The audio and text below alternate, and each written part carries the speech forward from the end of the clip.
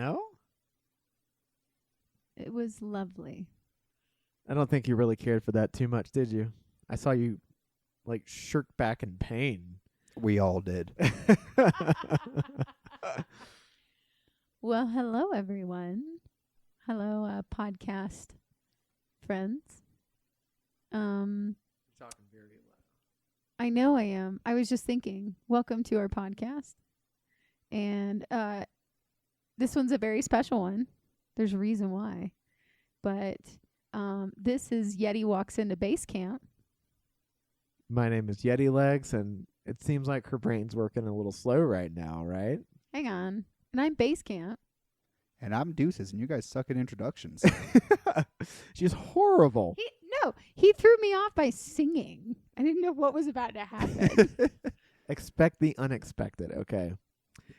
This is our podcast, Yeti Walks into Basecamp. To reiterate in a much better fashion, my name is Yeti Legs. And my name is Basecamp. And my name is Deuces. And if you've been a loyal fan from the beginning, you should know who Deuces is. Am I literally the first episode? You're the second or third? You are the first interview that we had. Okay. Like, not your favorite topic, but your favorite person. I'll take it. Yeah, you and Roy G are our first two interviews. Hey, nice. And we talk about Deuces a lot on the PCT. If you have paid attention to the story, then you will know who we're talking about. So now you get to hear his voice. In the flesh is Deuces. Woo! She really emphasized the flesh, didn't she? I feel like if someone was iterating like verses from the Bible, they would emphasize flesh that way. Flesh to flesh. No, they would say something like, do not give in to the flesh. Okay, I will also preface, Wesley and I are sharing a microphone, so give us some grace here. And I'm going to make way under use of having my own microphone. It's going to be great. It's going to be amazing. So yes, welcome to today's episode. We're very excited about this, that we actually have Deuces here with us. Yay. This is huge, you guys. I don't know if you know our updates or anything, but Deuces has agreed to watch Loba while we're hiking the Arizona Trail, and y'all, he's here. Woo! I don't know. I'm supposed No. to say something, I think. No, it's really great to have you, Deuces. Thanks for agreeing to watch Loba for a month and a half while we're out there hiking. And I think before we get into the drink of the choice, this is a perfect time to talk about the upcoming episodes that you'll be seeing populate in Spotify and Apple and Patreon. So by the time this episode has released, we'll have started the Arizona Trail, and we'll be on it like 3 or 4 days by this point. And we actually had one of our listeners say they've noticed we have released less episodes lately, which is not true. Also, that listener should know it's fewer. Fewer. Whatever. That was my bad grammar. We actually release a podcast episode every single Monday. We release 2 public episodes a month and 2 subscribers. So yeah, so every other week we will have Arizona Trail Log updates. So those are going to be as live as possible, basically. We'll try and do a little recap or something in the morning or the night from each of our days, dump it all to Sweet Charlotte and AJ, our editors, and have them whack away at it until they've produced an awesome episode. Yeah, so if you'd like to get real-time updates on the trail, that is what we're trying to do, but you will have to subscribe, and you guys, it's not a lot. It's literally $1.99 a month, so all you have to do is just subscribe for 2 months if you want to, or you can join our Patreon. We will try to be as active as we can on there if we're able to post anything like pictures or videos as we're going, any BTS footage maybe on the trail during the documentary filming. So we do want to try to be as active as we can. And again, I say that very loosely because we don't know when we'll have service.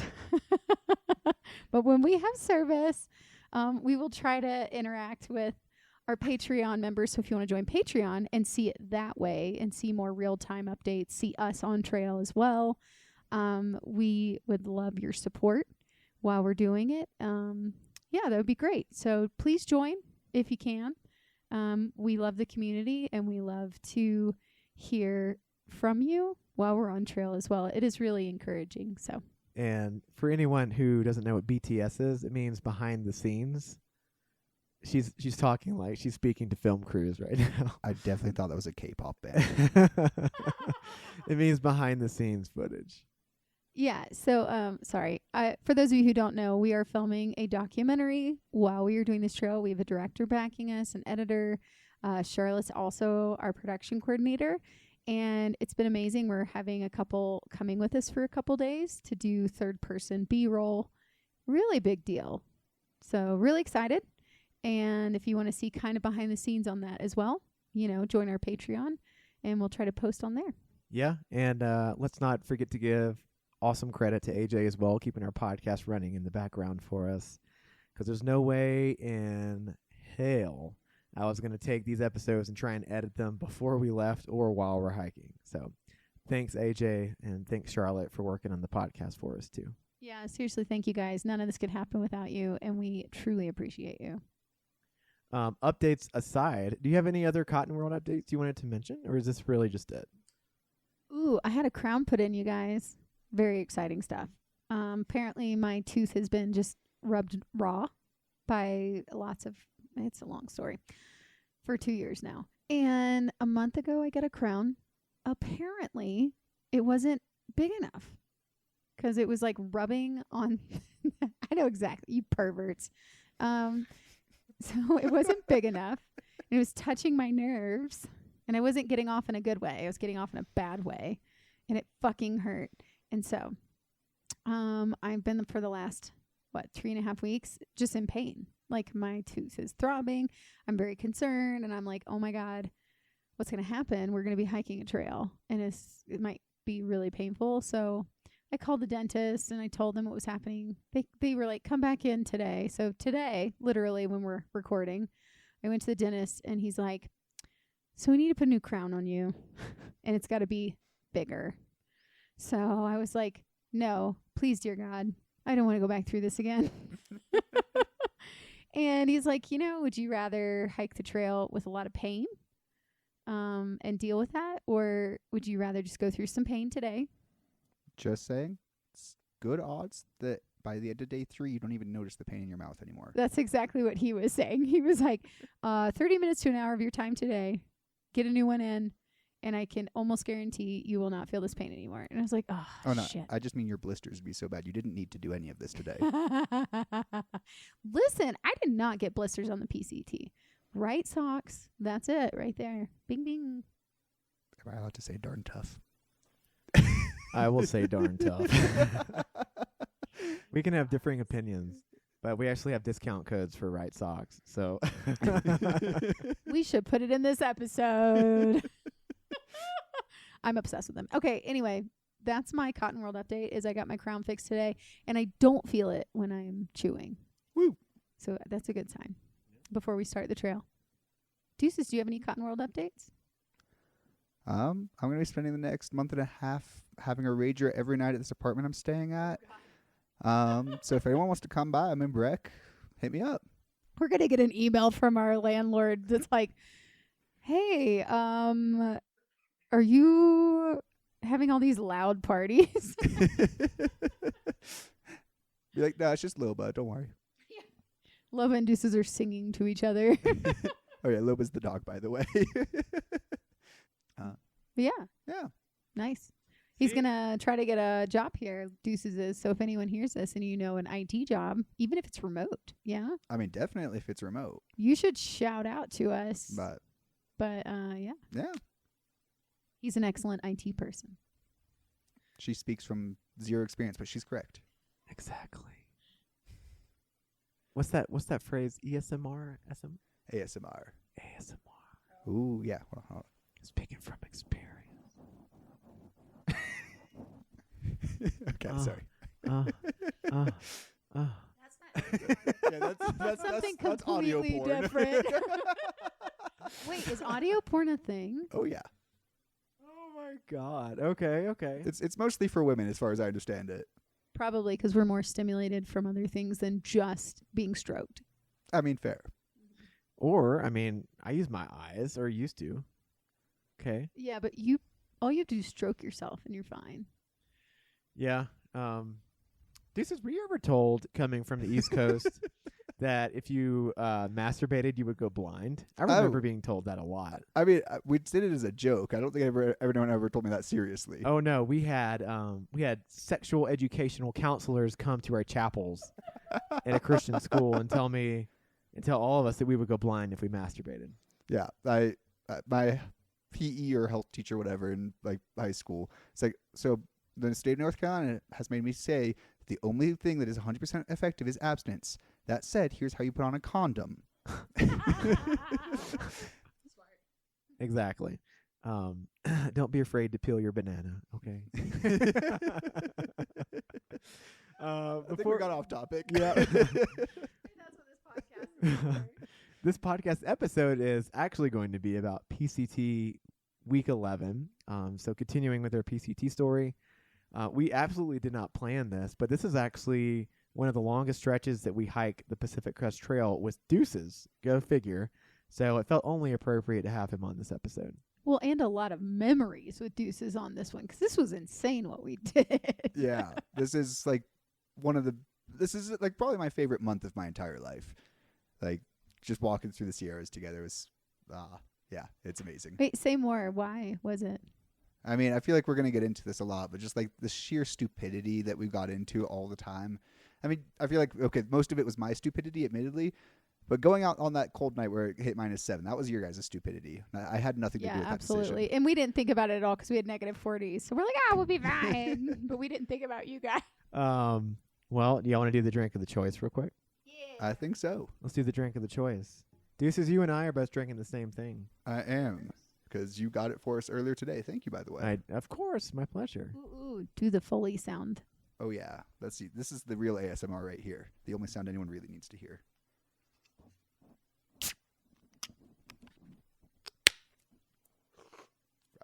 Okay, I was so scared of getting that on the mic. You did a great job not getting it on the mic. Yeah, I think a less good job getting the audio pickup on it, but hey. You know what? We still heard it. It doesn't matter. So this is the Zonker Export Style Stout. This is by Snake River Brewing in Wyoming, the oldest brewery in the state. Okay. I am drinking a red wine, shocker. It's pretty much always my go-to unless we're on trail.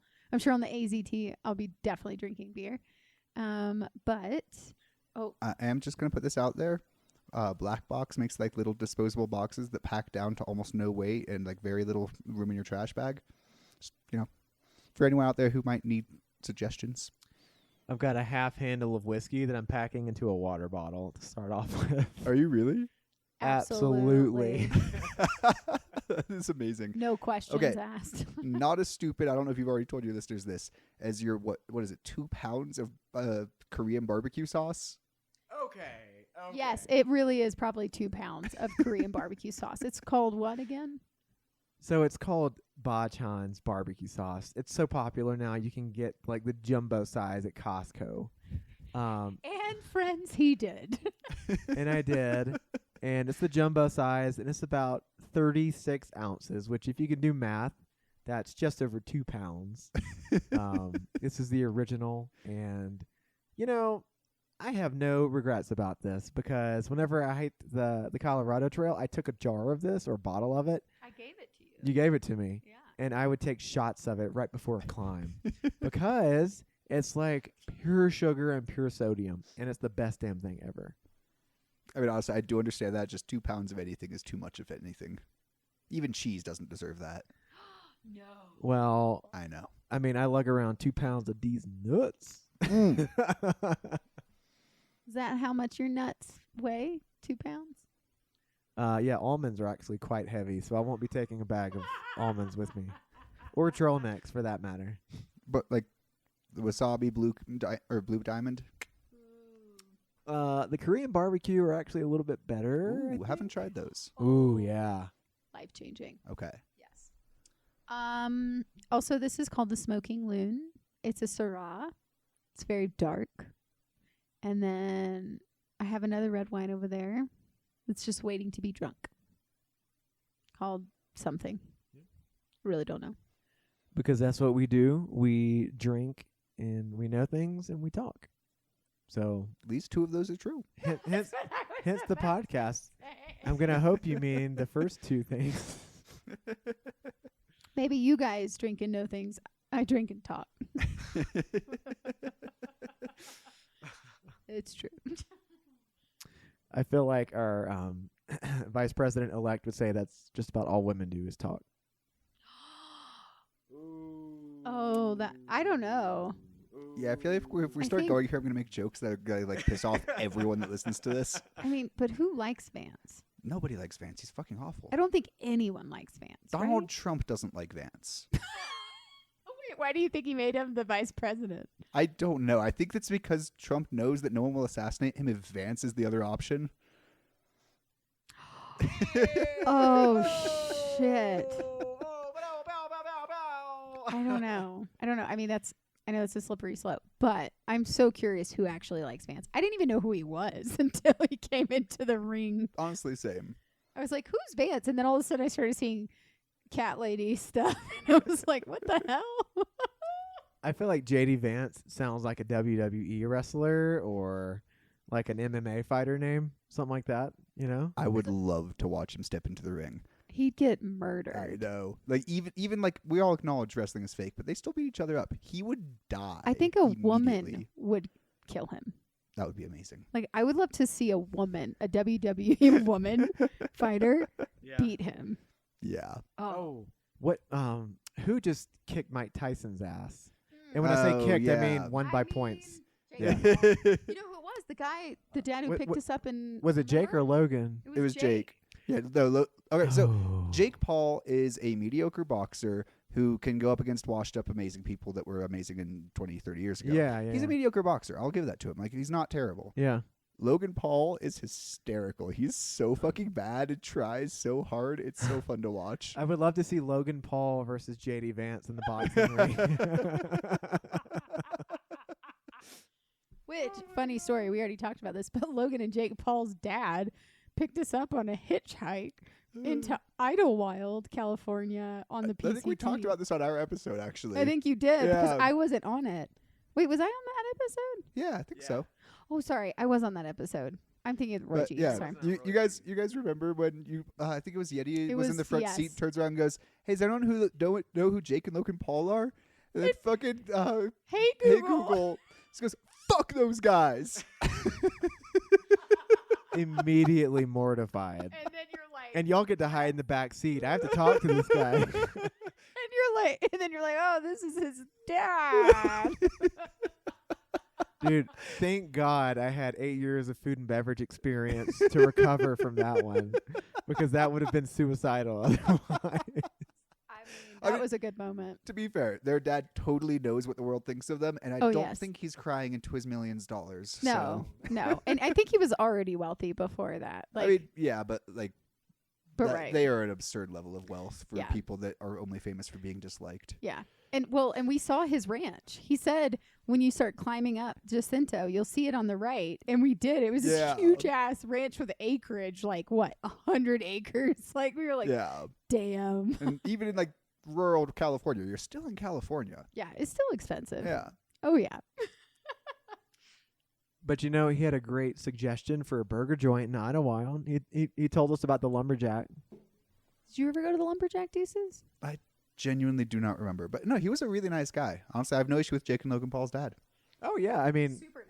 filthy rich, but you know, he could have asked us all for money, and he just said, "Give me enough money for a 6-pack of beer," Yeah. and that's all he would take was like $10. And he gave like 12 of us a ride at once, which Yeah. And it was like a good 30-minute drive in, I think, Yeah. from that point. Yeah. Yeah. Oh, Jake and Logan Paul's dad. We don't even remember his name. He said Jake and Logan Paul, and it was gone from there. Yeah. Where do Before we go now? before we get into the PCT week 11, I don't know if any of y'all heard us say this in recent episodes, but Deuces was on the Continental Divide Trail this year, and he finished it, and he stayed with us for a short stretch along with Build-A-Bear. Both folks that we met on the PCT in 22, they both finished the CDT this year. So this is not an episode about your CDT experience, but we would love to know your high and your low from the whole trail. Let's see. I mean, low is obvious. So I broke my cell phone multiple times. So the low is easy. I broke my cell phone multiple times, and at one point I was with a semi-working cell phone for about a month, where I couldn't text except using voice to speak, and in order to use far out, gut hook, whatever you want to call it, I had to like switch between portrait and horizontal mode like all the time because I could only hit certain buttons, and I couldn't like zoom in or out of the map or like move around on the map. That was rough. I have a number of highs right now. The one that I'm feeling the most is in Glacier. It was this stormy, sort of miserable weather, but in like the most beautiful place ever. And so like we'd just be sitting on these mountains and watching the clouds roll over and roll through these valleys. And like very few things in this world can compare. I love that so much. I also want to say, though, about your phone thing. So Deuces would text us on trail, and it'd come out in gibberish. So it'd be like, phone not working. And then it'd be like, like, it's just like, if you could imagine. I couldn't hit delete, and you can't delete things using voice to speak, which is why that happened at the end of every text message. And they'd be like, damn it. Fuck. Like, you're just seeing like all these, and then he's like, cannot erase. And then it was like the funniest. I've never seen text messages like this. And he's like, it was amazing. It was a massive pain in the ass. It was the Gila. The Gila just did bad things to you, didn't it? It did, but I love the Gila. I wouldn't trade it for the world. I still remember Kappa telling us a story about how you just got completely submerged, and the Gila's largely in a valley because it's a river that cuts into earth. And the sun hadn't quite hit the valley yet for the morning. Yeah, it's the bottom of a canyon for a very good chunk of it. Yeah, I love the Gila. And he said you were completely submerged. You got out and you're like, I've got to keep going. I've got to go. I'm freezing. And you said that's where you messed up your first phone. That is true. Yeah, that's amazing. Was that the voice texting one, or was that the second phone? No, the second one was when you came and picked me up and took me to Walmart to get a new phone. Wait, but don't you have a third phone? That's a longer story than the podcast is worth. I've bought 5 phones in the last year. I've possessed 3 of them.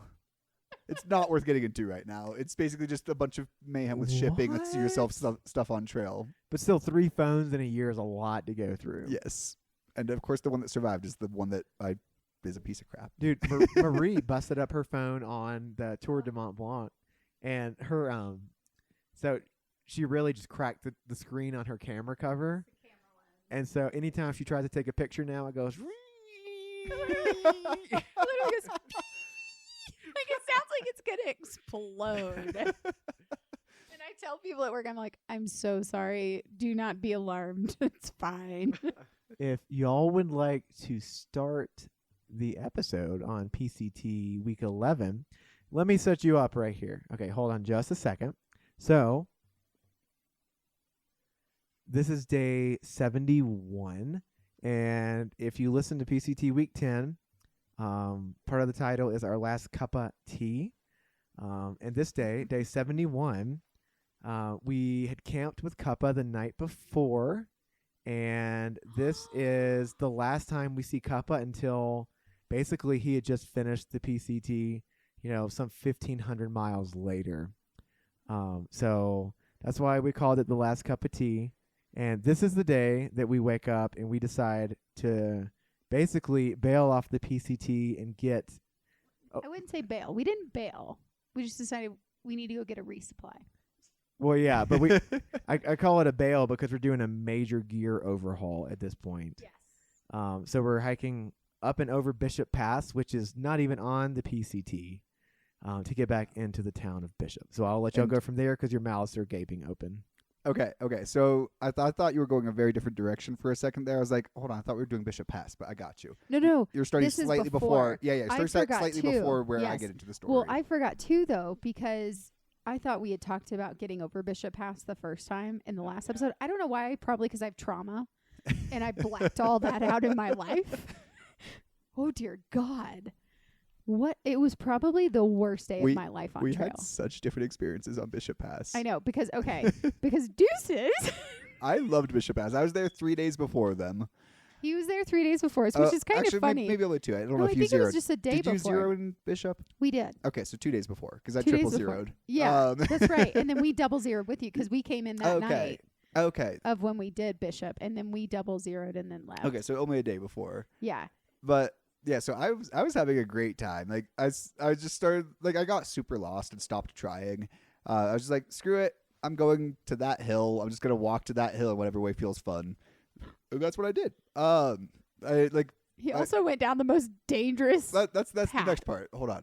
I don't think we're there yet, right? No, I'm just talking about the first time going down that one part. So Oh. I don't know if y'all remember me mentioning this, but so when you're in the high Sierras, there are 3 exit points. There's Kearsarge Pass, and then there's Bishop Pass, which is what we're talking about now, and then there's Mammoth Pass. So we're talking about the second of these 3 exit points for the high Sierras. And Kearsarge and Bishop both go to the town Bishop. Yes, and Bishop Pass, I would say, is the hardest pass of all 3, actually. Definitely. It's for sure, like, the climb is pretty intense going both ways. So you try to avoid that one is really what you try to do. But, you know, some of us were like, why not? And I read a comment on Far Out where people were like, it's lovely. Do it. And it is a beautiful. It's a great pass. It's a beautiful I would pass. highly recommend it. If I had known what I was getting into, it would have been fine. Yeah. But I didn't know. What time did you go down Bishop then the first time? I think I summited around noon, maybe a little earlier. That's why. Yeah. That's why. Because we summited at 5 p.m. Yeah. The worst time you can ever summit a snow pass. Like, Yeah. never, ever. If you're listening to this podcast and you've never done winter and you have no idea, but you want to, don't ever summit a snow pass anytime after 2. Unless you enjoy post-holing, which can be fun in the right state of mind. That state of mind Right. is stoned. But it can be fun. I should have been stoned because did I tell you what happened in this moment? Because we're like, okay, so Oh, Deuces had a great time, right? We actually messaged Deuces because I don't know, did we Garmin message you or text I message think you Garmined. Because we were like, hey, we want to understand what it looks like at the top of the pass because we're doing it at a different time. And we were like, maybe we could camp before and then it'll be frozen the next day. But, well, Deuces is like, it's great. You'll be fine. Like, it's totally good. So we're like, okay, cool. So we're climb. We get to the top. Everything actually was fine leading up to it. Like, there were a couple river moments because you can't see them. And at this point, Yeah. the thaw is in, like, full gear at this, so you, like, might hit something and fall into the river. So you got to watch for that. But it was a lovely, pretty good climb up. And then all of a sudden, we get to the top. We take a picture like we always do. So cute. We're like, okay, let's get into town. Next thing we notice, it's just hell is broken loose. Like, Wesley tries to go through first, and he just instantly goes straight into the snow. Like, there isn't even anything to hold us up. It's just like slush, snow, ice. Yeah. And it's just like bombs everywhere. It's like a game at this point. I feel like I'm playing Minesweep, and I don't know where the bomb is. Yeah. If that makes sense. Did anybody ever play Minesweep? Yeah, of course. Okay. It's just like that. Like, I'm like, we're in Minesweep and Yeah. we're going to step, and then bomb. And so I'm like, oh my God, this is really deep. And we're trying to like figure out where to go. I see footsteps all the way to the right, which maybe those were the best ones to go down. But at that point, though, so slushy, we might have just gotten stuck straight in. Like, I barely post-hold up there, like maybe 2 or 3 times. Oh my God. We post-hold so much within Yeah. just a few, like 100 yards. Not even 100 yards, 50 yards. It was nuts. Yeah. But then the scariest part is Wesley goes first. And I start following his footpath. Next thing I know, within step, I go straight into my boobs. Like, on the trail, nowhere had this happened. And I go straight in. I can't get out. I'm stuck. And I can't even pull myself out at this point because the slushy part is so stuck in. Like, it's all like morphing around me. Oh, like, I know that kind of post hole. it was terrifying. And I'm like screaming Wesley's name to turn around and come and pull me out. And I'm like swimming, but stuck. It's the weirdest claustrophobic feeling. And I have claustrophobia. And that happens to me 2 more times when we're like trying to get to just a rock source that it like doesn't have any more of this like crazy post holing. Did you mention how whenever we got to the top, there were boot packs going everywhere and none of them were well trafficked? So it just looks like a bunch of people took different paths and you have no idea which one to take. No, I didn't mention that. That's why I said it's like Minesweep, though. You just never knew where the bomb was. So it's like, okay, there's footpath straight, there's footpath to the right, there's footpath to the left. Which one do we take? And so we decided to take the one closest to the rocks so we could try to get to the rocks, right? Yeah. And then, do you want to tell the next part? Because I get too intense about this. 'Cause I had a panic attack. She does get very intense about this. So the little rock outcropping that she was talking about is actually the trail. We were following the red line. And the beautiful thing about following the red line is that at least you know there is, if you're close enough to it, there's trail underneath the snow, even if you can't see it. Whereas all these other boot packs going on the other side of the canyon, you You're have welcome no for idea those. what's that. What's there, and fuck you, Deuces. God. And so we get to this rock outcropping, and we didn't know this at the time, but we're told this later, that this area is actually a graveyard. A herd of deer were actually out here, and the terrain is so sketchy that the deer got caught and froze in and died. Or they slid down. Yeah, I think it was something like 20 or 30 deer too. Yeah. It was like 2 or 3 years before we were there. Yeah, they slid and got frozen. Broke their necks. Yeah. Like, Yeah, so catastrophic. So not an easy area to navigate. So we get to this rock outcropping, and we're like slowly working our way around it. Some is on rock, some is in snow. And then we get to the other side, and you can kind of see the switchbacks. It's But- straight the fuck down. But the switchbacks are extremely steep, straight the fuck down. Like, if you slip, you will get injured. Yeah, but Period. yeah, but the one consolation was that even though the snow was about 3 feet deep, 3 to 4 feet deep, and we were post-holing in it, we were post-holing onto snow, and you can see the trail, you can see the switchbacks, but I think Basecamp had kind of reached her breaking point, because whenever we got to that edge and we could see those switchbacks, even though my gut was saying, hey, y'all will be okay as long as you just post-hole because the trail is right underneath you, her gut was saying, oh, hell to the fuck no. This is dangerous, and we might die. Well, and also to give clarity, like, yes, that's straight down. And, like, you're seeing all these rocks. And, like, if you slip, you're hitting a rock. You could hit your head. Like, you could, flip over. Like, there's just so many things going through my head. And then, but if you try to get to the middle of the chute, so a chute, to explain to people who don't know, a chute is, like, this just huge, almost, like, consider, like, a sled hill. It literally is like a sled hill. And it could be anywhere between 200 to 500 feet down, right? So this one was probably a few hundred feet down. It was a chute in This the is middle. when you go glissading.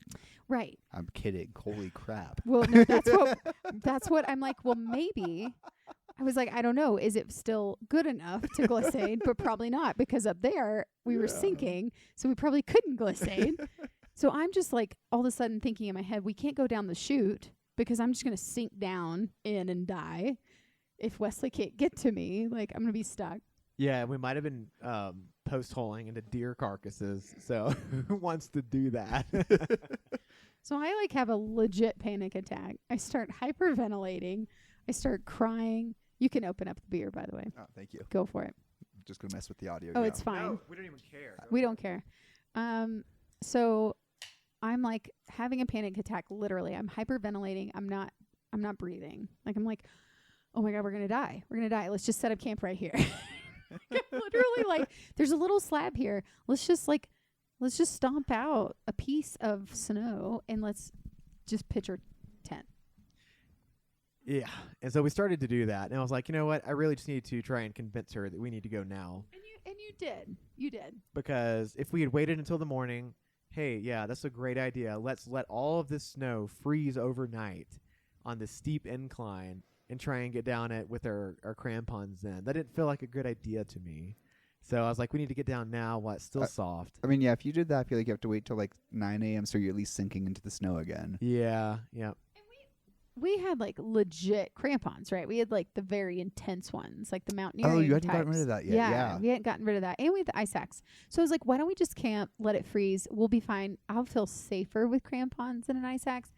And I remember we started stomping out the snow because he's like, okay. And he listened to me, which I appreciate.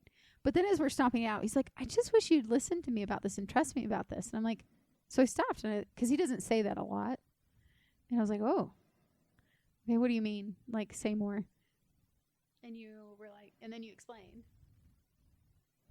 Yeah, just explain that it's probably safer to post hole through 3 feet of snow onto the trail instead of trying to do it in the morning when it's possibly frozen over. Yeah. And then you said, just trust me. And I was like, ooh, okay. Ooh, them's fighting words right there. But she did. She trusted me, and it took a while. It took about an hour to get down, I don't know, maybe 0.2, 0.3 miles of trail. But we got down, and the sun started to set, and we're just traversing the sloshy, like sodden trail for the next 2 miles downhill until we get to the Bishop Pass trailhead. But before we got to that trailhead, the sun had completely gone down by this point. My nerves are her nerves are shot to hell. And we're like, what do we do? Do we camp close to the trailhead? Do we try and get into town? Like, it's already 9 o'clock at this point. The sun's down. There's not going to be anyone at the trailhead. And then we see headlights. And to explain, though, not headlight. Okay, we're actually going down the trail. We're like 2 miles from the trail or something, or a mile and a half, right? And we see someone climbing up it. And they don't just have headlamps on. It felt like headlights because they had stomach headlamp on. Oh, yeah. I said headlights, like a car's headlight, intentionally. And I instantly go, those are ultra runners. Because it was 2 people. I was like, oh, my God, those are ultra runners. I know it is because it's like 9 o'clock at night. Who else trains in the middle of the night climbing up a damn mountain and still when there's snow? There's 2 kinds of people, and one of them doesn't carry 2 headlamps. Right, exactly. Thru hiker, ultra runner. They're about the same, just one does it faster. So we see them passing us, and you guys, I lost my mind because I was like, I'd had the worst day ever on trail, probably. Like, truly, probably the worst day ever mentally. And there's a woman I follow in the ultra running world. Her name's Dirt Diva. Catcher Corbett. Dirt Diva. And I have followed her for years. She's one of my icons, like, truly, in the ultra running community. I'd followed her, I don't know, from like 2017 on. She does like Moab 240. Like, she's like, does these crazy ultra races. And I was like, I aspire to be like her in ultra running when I started in the community. And all of a sudden, we're going down this mountain. We see these headlights coming up. And I look, like, they say hi to us, and they ask about what the winter, like, what it's like up there in the snow. And I look. And before you say who it is, you look, and this person is clad in pink and hot pink and yellow and which blues. Is her trade. Which is her trade, covered in tattoos. And it's fucking Dirt Diva. And I lose my mind. I'm like, oh, my God. I didn't even know she lived in Bishop. I'm like, are you Dirt Diva? Like, instantly, I just don't even care anymore. And I'm like, are you Dirt Diva? And she's like, yes. I'm like, oh, my God, you're like truly one of my, like, I aspire to be like you. She's like, what? Who are you? I'm like, we're hiking the Pacific Crest Trail. You know, we talk. And she's like, whoa, that's so cool. So she said, well, listen, why don't you go down? If we're back by the time you get down, if you haven't found someone, we'll give you a ride into Bishop. And I'm like, oh, my God. Their ETA back to the trailhead was around 1 or 2 a.m.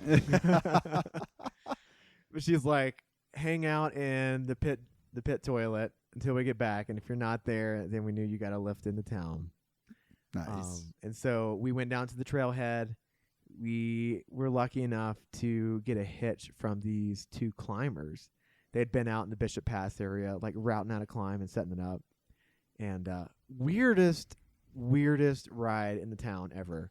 We almost hit a black bear. We stopped to look at a blood moon. And we got to Denny's 2 minutes after they closed. Oh, like, wait, Denny's doesn't close? What the fuck? I know. What This the one hell? did. This one did. Bishop. Again, it was one of those days. Bishop is like the best town on the planet, but how dare they have a Denny's that closes? Right. So that was like our day of Bishop Pass. One of the worst days on trail for me, truly. But trusting Wesley got us off the mountain safely. And we met Dirt Diva. It was like the biggest highlight ever. And then I got to actually see her in Bishop. We ran back into her. I didn't exchange numbers. I was wondering about that because you have her number by the end of this story. Now we have her number, and we Yeah. like actually talked to her. Yeah, because I met Dirt Diva, and I was like, I don't know how that happened because it doesn't sound like you got her number. We're just likable people, I guess. I mean, and- let's be fair. It's Basecamp. And funny side story. So we live here in Colorado, really close to Leadville, and a really famous, probably the most famous ultra runner of all time lives in Leadville, Courtney DeWalter. So we're at a gas station, and Basecamp runs into Courtney DeWalter and her husband. If you could see And her face right now. She doesn't say anything except for this phrase. Excuse me. And she's not asking for an autograph. She's trying to get around them in the aisle of the gas station. Okay, I just need everyone to understand. I work with celebrities. I work with people that are very famous in the field that I am in. I have met people. So I have learned and I have trained myself. You treat them just like human beings. You don't ask for anything. You don't say anything. You don't do anything. You just act like they're just normal. They're just a person. And so when I saw I feel like that's what you do to Brad Pitt. If you're if you're like talking to someone that like that's what I'm saying. if they're famous in a very small sphere, like I feel like you can walk up and be like, "Oh my God, you're awesome." I know, and I should have, and she probably would have been super happy about that. Like, yay, someone likes me. But like, I saw her, and instantly I went into like film mode, and I was like, I cannot tell her how cool she is and how I want to make a documentary on her. Like, I can't say this, I can't say it. And I was like, excuse me, I need to get around you. And Marie or Basecamp comes back to the car, and she's like, "You'll never guess who I just saw, Courtney DeWalter." And all I said was, "Excuse me." I was like, "Well, do you want to go back in there?" And she's like, "No, Wait. I can't." I feel like you're saying this entire story wrong. From now on, it's just this one time I passed Courtney DeWalter. Like, ignore all context. Just say you passed her. Oh, That feels like a challenge. I could never do that. But that you feels did do it. no, but that feels like I feel like the trail gods would curse me for saying that. Like, Courtney DeWalter, I could never say that. Oh my gosh. Yeah, and and we did this later in the trail. This was in Washington. We came across this other trail runner. We never got the guy's like last name to know who he truly was, but he was wearing a Western States shirt, which is a prestigious race. It's like one of the most prestigious, and we're pretty sure he's a famous runner or a famous coach. I don't know. Do you remember his name? No, but he was really nice, and he asked us a lot of questions, and he was just out there running on a jaunt of 20 miles. Like, he didn't even have a fucking runner's pack. He had a water bottle in his hand, and that was it. Like 10 miles from the nearest trailhead. Nice. He had just come back from Africa to train Africans in running. Damn. And we were like, after we met him, like, we literally sat and talked to him for 5-10 minutes. He asked us all these questions. And then we left and said goodbye.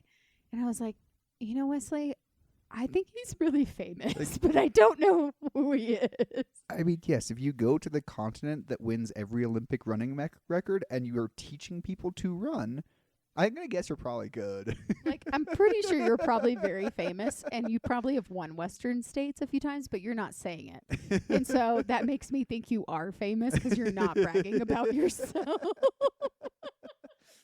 That makes me think of the training regimen in Talladega Nights. There's a puma in the car.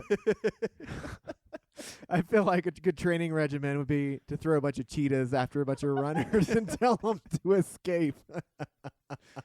That would explain why so many are in Bishop. Actually, I have no idea if there's wildcats up there or not. Oh my God. Probably. Oh. Okay, so that leads us now. Sorry, that was a long day, and I didn't even realize we didn't talk about it. Yeah, but we got to Bishop, and we take 2 zeros there. One was Because I needed mental health day. yeah. Were you guys at the hostel, mental. California? Where did we stay that time? Were you at the fancy hostel or the cool hostel with the weeds growing in the garden? We definitely didn't stay at either hostel. We stayed at a hotel. Oh, you missed out. They were both awesome, but the hostel, California is a magical place. We saw that, and we came and visited Optimus. Oh, yeah. He was being He was at the hospital. No, this Well- was after. Okay. Yeah, and he had like 3 hiker nurses taking care of him. Okay, wait. Have you guys already gone through Optimist's injury? Optimist, I genuinely hope Um, you're listening to it. Oh, damn it. I wanted to make fun of him. Oh, no, do it. You Oh, can. okay. Well, we still Keep can. going. Optimist, I genuinely hope you're listening. But so what happened is Optimist ripped up his ass because he was trying to glissade and fucked up. And I'm sorry, I know it was a serious injury and like it got infected and everything, but oh my god, that's the funniest injury I've ever heard of on trail. Like, I've never heard of an injury like that ever. Like, I'm like, wait, you were bleeding out and like you got an infection and now you're like dying and going to the hospital. Why? Because you glissaded Forrester Pass at 2 p.m. But like, just I had to get off because my ass was infected. And then we were laughing on the last podcast because he was like, he has a big booty with all these bandages on the sweatpants, and then it kept draining out, so he like wet Wait. spots on his butt. Has he done an episode with you guys yet? No, Okay, and Optimus. please have me on for that one. That would be so much fun. Optimus, I'm gonna take up for you. You know what? Good job on taking care of your physical and mental health. I appreciate that, buddy. Yeah. But at that point, he Patch He was that still in- ass up. wait, was he wasn't in Bishop though at that point. He was in Mammoth at that point. He was a mammoth. No, actually, Oh, okay. God. Oh, yeah, No, because that was wait. Forrester. Yeah, yeah. no, he was in Mammoth, but he got to Bishop to come and see us. That's right. We met him at a coffee shop or something. Aw. That's when we saw his booty. Yeah, his big booty, Judy. Yeah. So when we were in Bishop, these 2 days, these 2 zeros, and apparently Deuces took a 000. Oh, yeah. We're doing a major overhaul on our gear, trying to shave a A Crap ton of shit stuff. ton weight. Thanks, Ned Tibbetts. I just want to say I took 2 000s in Bishop. Best town ever. dude. Bishop is such a good town. I love it so much. We even had a date night, and we went to go to the movie theater, like the whole thing. Hey. Doctor Strange, baby. I mean, it really is like a through hiker's haven. Bishop is Yeah. because you can walk the entire town, but it's like got everything you need. And what was the Shats It was Roadhouse? Shaq. Oh, yeah, the steakhouse? Shits Roadhouse. Okay, honestly, I was so pissed at you guys when you were like, let's go to the steakhouse. I was like, you fuckers, I don't have that kind of money. And I walked in, it was like, oh, it's $10 for a meal. Cool. Yeah. Chill out. We would never. Oh my god, Shats Roadhouse, and then they had a candy shop or a bakery or something. It was a It bakery. was a bakery. Oh yeah.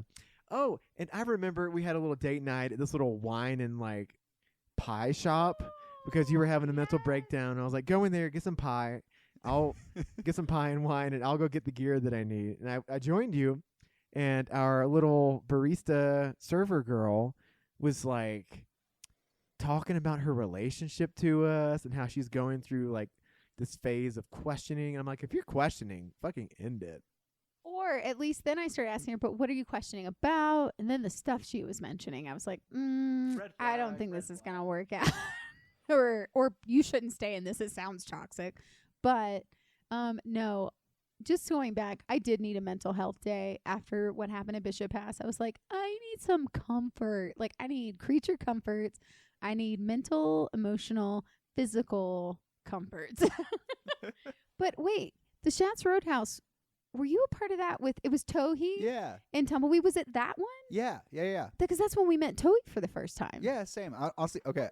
So Tohi is now And, my and best Double friend. O. Wait, say Yeah. that So Tohi is like at this moment like my best friend, but up to this point, like at some point we were like talking about the first time we met, and he started talking about this at night, and I was like, oh shit, I didn't realize that you were there that night. Wait, is that the night I'm that, like, oh that fuck. Double O was there? That guy. Yeah. Which also made me feel bad because he was like, yeah, I'm 007 because I took a lot of 00s. I'm like, oh shit, how many have you taken? He's like 2. I was like, oh, I'm on my second 000. Shit.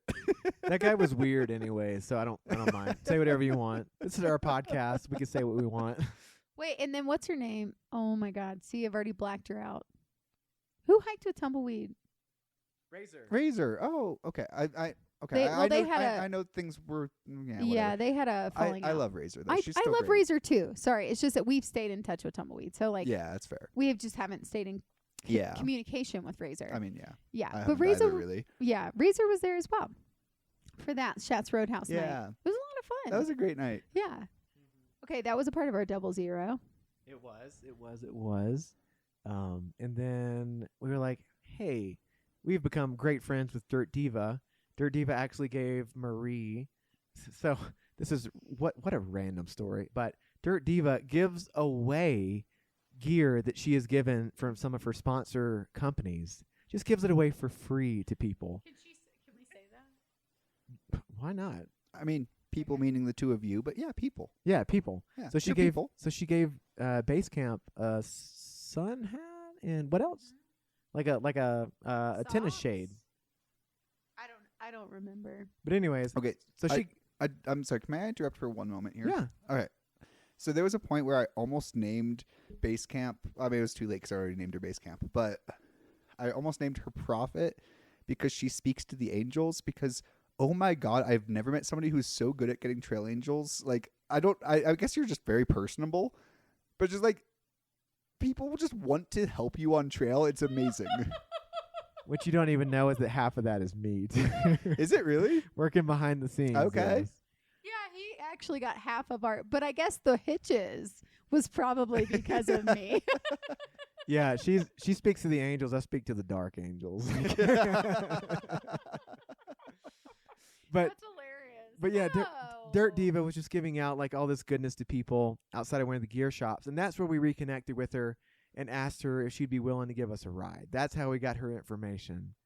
And so she gave us a ride out of Bishop back to the trailhead, the Bishop Pass trailhead, Basecamp, Deuces, and myself. Yeah, we had a great connection, and she was like, you can do the Moab 240. She's like, you've got this. Like, she's like, if you can do the PCT, you can do anything. And I'm like, oh my God, like an angel has spoken. Like, it was like, I just felt so inspired by her, and it was really an encouraging feeling, especially after going down Bishop Pass. The first time I was like, I'm a motherfucking badass. I can do Bishop Pass again, because I was having a lot of trauma going back over. I was like, Yeah. I'm going to die the second time. Like, This time I'm actually with you guys. I know. It was amazing. Thank Like- God, too. Like, But we had such a great time. They were talking about how horrible their No. time was on Bishop, and I was like, I had such a good time. I'll just take you guys the same way that I went. No, because you still fucking left us. deuced out. Eventually. Before we got to the pass. You deuced No. out. Yes. No. Yeah, and you Did wrote- I? And you wrote a bunch of bullshit No, that was- messages that- in the snow. That was after We're the gonna get sketchy into part. this. That was after We're the gonna get sketchy into part. We this. got through the sketchy part together. Wait, did we all get through it together? We climbed the Like chute we together, went. right? Yeah, exactly.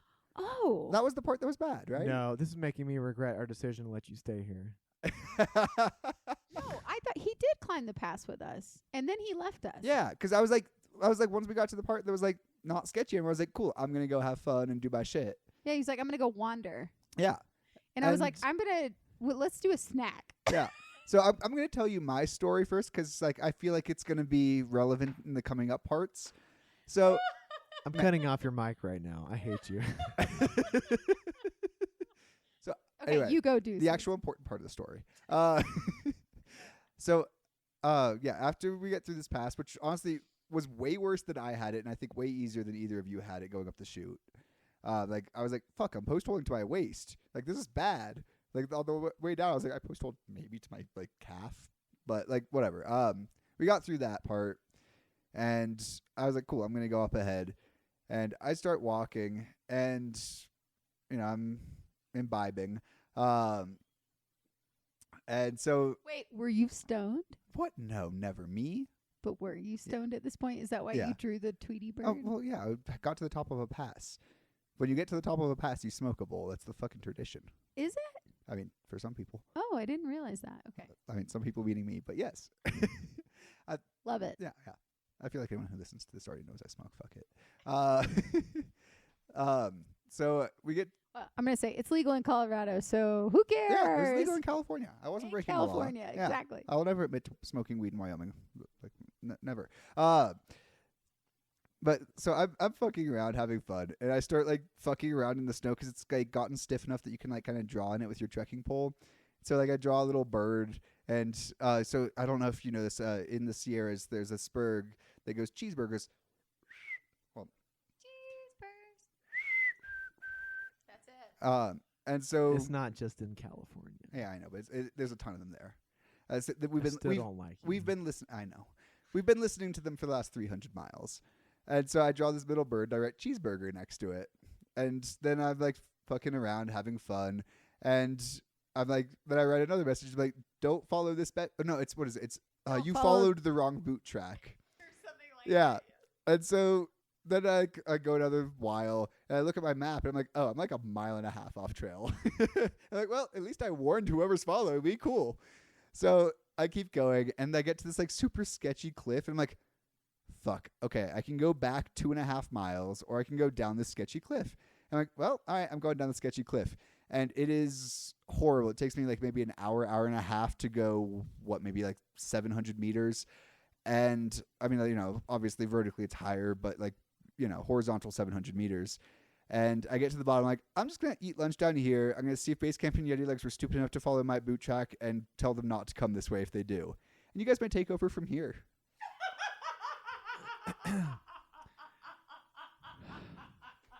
So, for those of you not familiar with the metric system, 1 meter is about 3.6 feet. Okay. Is it that much? I thought it was like 3.1. I also want to say, whenever Wesley says, I hate you, it's actually his love language. He actually is saying, I love you. No, I know. It's what him and his cousin, his Yeti- kunkel do. Yeti shows love through hate. Yeah, exactly. It's what his, well, not to me, because I said, you can't do that to me. But his kunkel is, that's how they say. If they say I hate you, they say I love you. This is important. Okay. We're actually both wrong. 1 meter is 3.28 feet. Ah, okay. So it was right in the middle. Okay. So just think 3.3 feet is 1 meter. Cool. And so think, how far the fuck down was that? It was very far. Yeah, and so Deuces Deuces has left us. We are following Wait. I do want to say, getting up it, I was very scared, and it actually was nothing. I was like, wow, the way up was quite lovely. We took the chute up, and it was awesome. It was great. I'm glad you felt so much more confident on the way up. I'm happy for you. Well, I wasn't sinking into my boobs. Would you confirm or deny that boobs are adequate flotation devices? Absolutely not. Have you considered silicone boobs? I've heard those are Maybe. I've heard those are problematic on airlines. I would hate to have one blow up when I'm on a plane.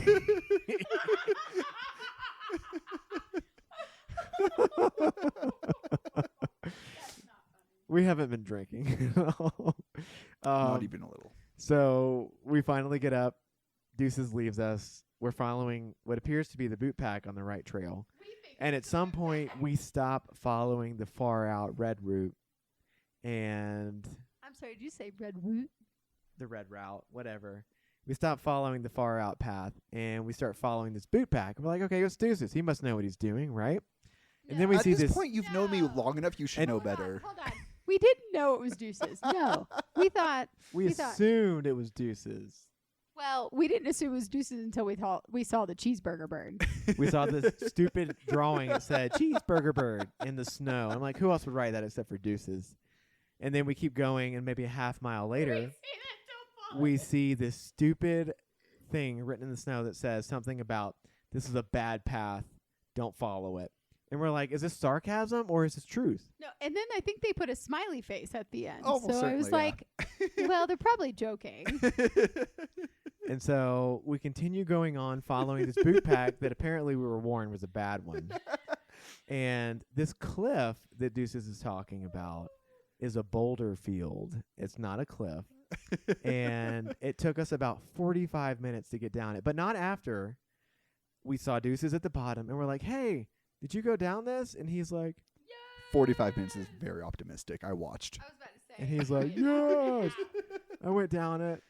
And he's like, but it's not safe. And then Wesley goes, but did you do it? And he Yes. goes, yes. And I'm like, we're fucking doing it then. Literally, Wesley's like, I'm not going back 2.5 miles. We're doing this damn thing. Like as soon as I heard, did you do it? I was like, fuck. Because I'm over there like, shit, I don't have very long legs. I'm not a man.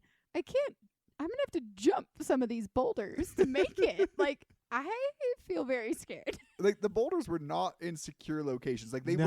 would, when you stepped on them, they would like tilt. And, like they were big enough that you had had a second that you were like, all right, just prepare your body for this tilt. And it goes, wha-chunk. It's like a bunch of seesaws over there. I literally was panicking.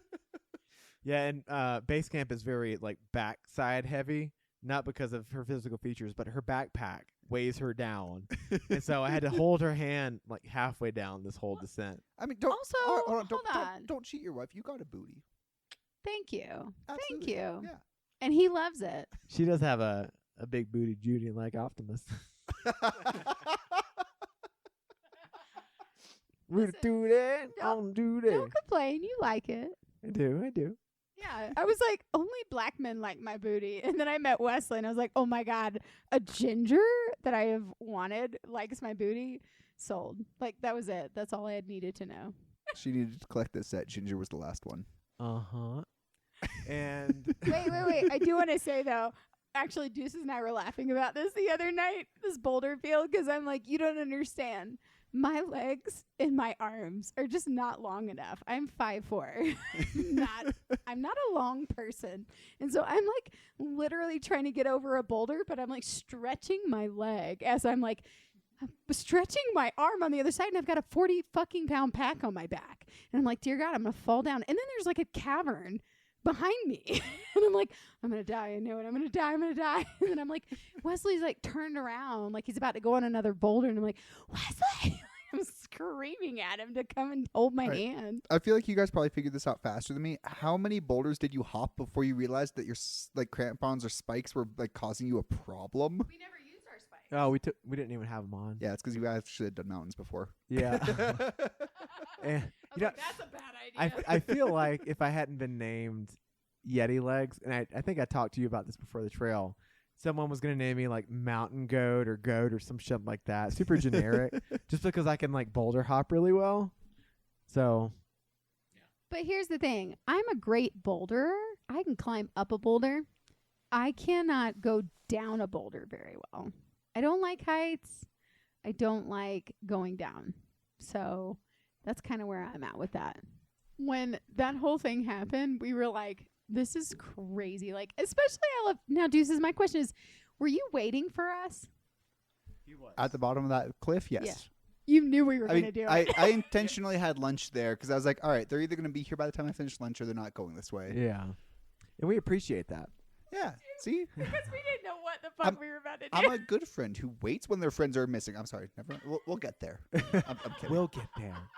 We just left you. And for those who don't know, Bishop Pass is about a 3,000 to 3,500 foot climb. So you got to go back down that. It is a shit ton of switchbacks. So Deuces, God bless you, Deuces, for waiting on us. I still hate you. But Deuces waited for us. He had lunch. We got down there, had a snack. And then we all got to the bottom of Muir Pass, Bishop Pass, which probably took another 2 to 3 hours. And when we got down there was this guy. And I don't know how this all got started, but this guy named Real was his trail name. Well, he had a different name at the time, I think. Yeah, I'm not sure, Yeah. but He had at least 2 names while we knew him, maybe 3. but he had apparently done the PCT before. At least half of it, I think. Okay. Yeah. But we met him in the town of Bishop. And then No, we didn't meet him. You did. okay, yes. We had no idea who this guy was. Fair. We set out from Bishop together, but like hiked separately, and then had a loose plan. Like if we run into each other, we run into each other. Hell yeah. And so this guy was waiting for us at the Bishop PCT split. He was waiting for us. Wait, and what's really funny is that people were coming into Bishop and going, "Hey, there's this guy waiting for you. Your name's Deuces, yeah? Like, there's a guy waiting I'm like, for you." yeah, absolutely it is. And then they would say his name, and Deuces was like, "I don't know who you're talking about." Yeah. because he changed his fucking name between the time that I met him and the time that he got to this camp, which was about 24 to 36 hours. And when we got to the PCT split, this guy is waiting for us. He's kind of heavier set, and he's like fucking whispering to the deer down there. There's a ranger station that's closed, and this guy is down there talking to the deer. Also, these deer are like the least frightened deer of humans I've ever seen. Like annoying, actually. Super domesticated, yeah. Like they would eat your trekking poles if you let them. They would. And we had this grandiose idea of getting up at midnight to hike up Muir Pass. Are you raising your hand? Yes. Okay, you may speak. The only reason we had this idea is because of moi, because I was traumatized on Bishop Head. You were technically correct. And I was correct because I was reading comments of people saying, I'm going into my chest. I'm going in, like, I am literally drowning going up Muir Pass because it's the worst one of all of them when it comes to the snow levels. And I said, Wesley, and this was before we left Bishop, like when we're in our double zeros, probably drinking, I said, we should do Muir Pass at midnight. Like, honestly, not an unreasonable thing to do because the snow is going to be fairly hard. I think that we set out at midnight. We were going to summit around like 4 a.m. was the theory. Like, but also like, I'll let you do this. I half remember this, and I'm like, I've got this. Good, do it. So I remember us meeting Real at this junction. He's whispering to the deer. He's like, hey, be careful around the deer because they'll take your shit and eat it. And we get over to this little like ranger station, which is just like right off trail. And we're like, okay, so we're going to go over here. We're going to eat dinner. We're going to like cowboy camp and get a few hours of sleep and get up by midnight to go and climb up Muir Pass. Yeah. Well, by the time we actually get to sleep, it's 11 o'clock. That sounds so we get a fucking hour of sleep before climbing up Muir Pass. And I remember we sat around like and it was fire. Not a cold night, which is some bullshit because 5 days ago was the coldest night I've ever experienced. Exactly. But yeah, not a cold night. No. I remember the bugs were out. Mosquitoes were biting. And the deer were like oddly circling your campsite. I've had multiple issues with shithead Steve. And also, this is the only night ever we have done this so far is cowboy camp, quote unquote. I say this in loose terms because we knew we were getting up in an hour, but we did not pitch our tent at all that night. Yeah, we just napped for an hour. Yeah, because when you cowboy for the first time, you really want it to be in the snow. Yeah, sure. But we got up at midnight like we had planned to. Yeah.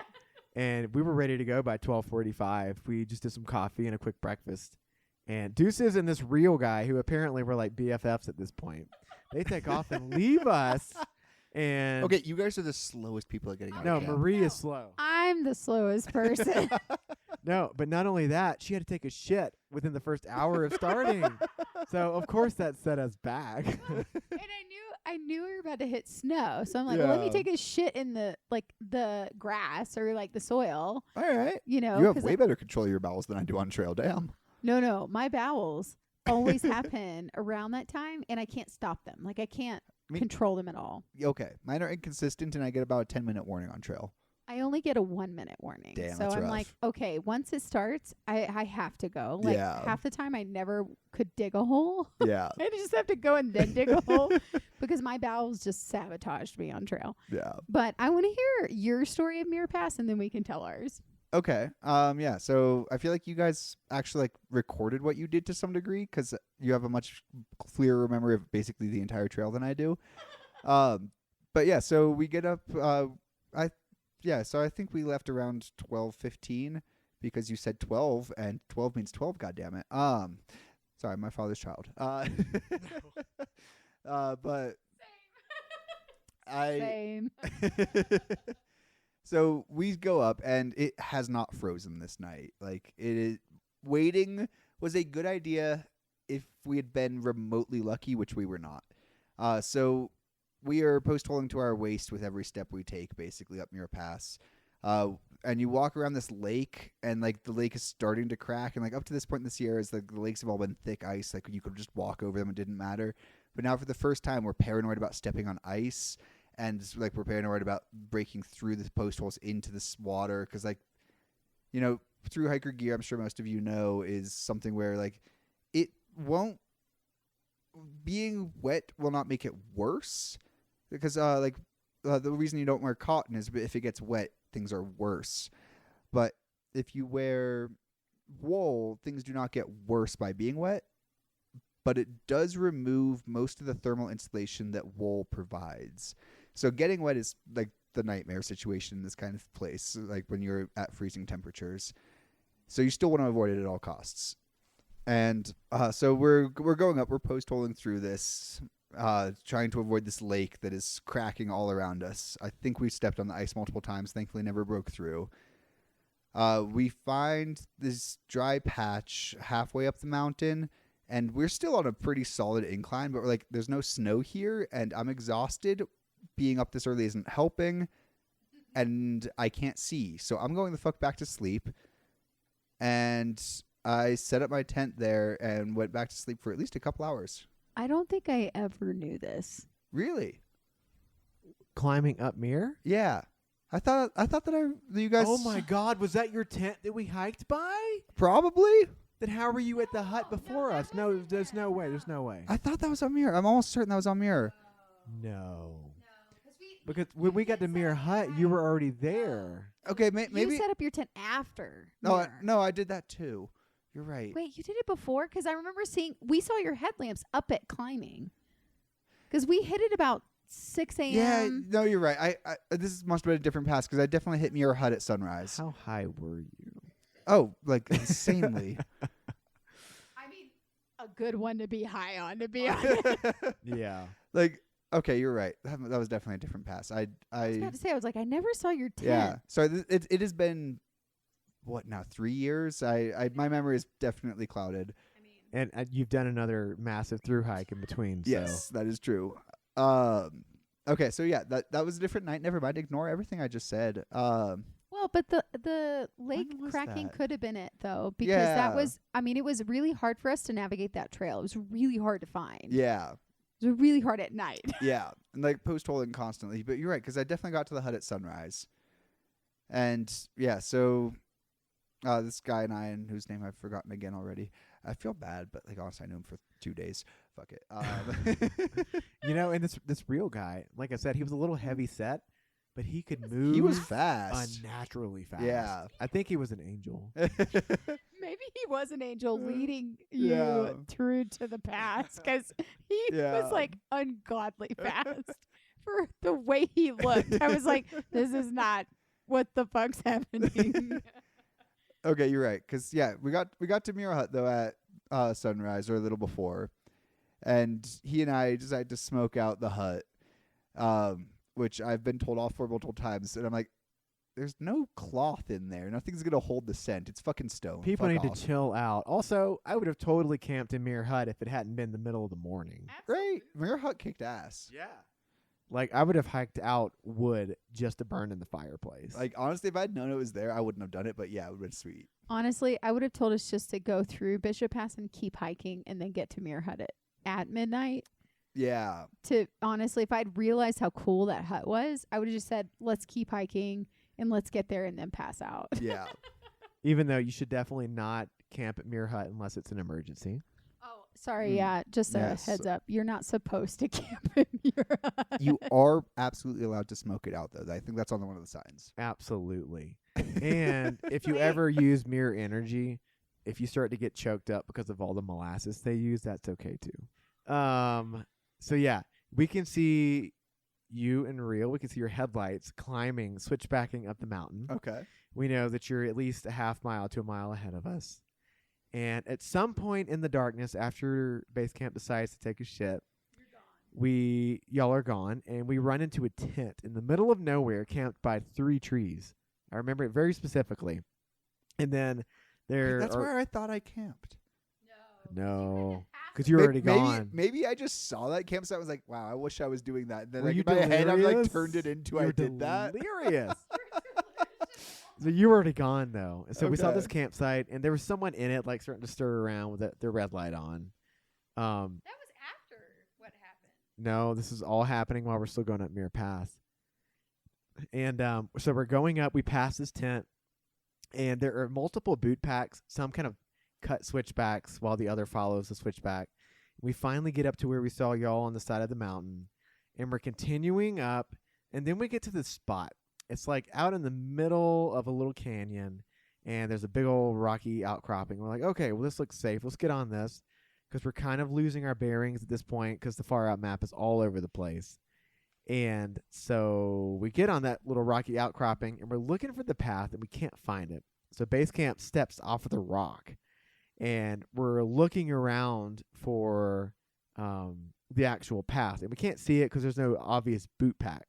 So Basecamp takes a few more steps, and then I'm looking around, and I look down at my map on the phone, and I look back up, and Basecamp is gone. She's gone. And I remember hearing a crunch, and next thing I know, I see her head sticking up out of the ice, and that's really all I can see is her head. And she has fallen into an air gap that is formed under a layer of ice between the rocks. And so I haul her back out of this air gap, and she's like panicking. She doesn't know what's happening. And I look down whenever I lift her back out, and there's just blackness. I can't see anything. Yeah, and to just say my side of the story in that too, like I had like walked, I didn't realize it was an ice, like it was literally like a river, I guess. But we didn't know. No. It was a boulder field. So I didn't know this, but there was a sheet of ice on this boulder field that was kind of climbing up. And we were trying to figure out where we were. There was the lake on the right side, and there was a sheet of ice on the left. But I didn't realize, I guess I thought the sheet of ice was still okay because we were like 2 a.m. at this point. Or no, maybe 3 a.m. at this point. So I'm like, okay, we're still in cold night. Should be fine. And I'm stepping, and I'm kind of looking to see where we are, like with a headlamp. He's looking over to the right.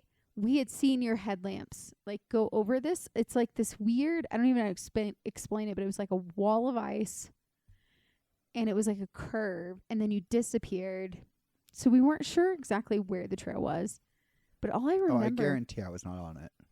No, you were on it. You were on the trail at that point. You were. I promise you were.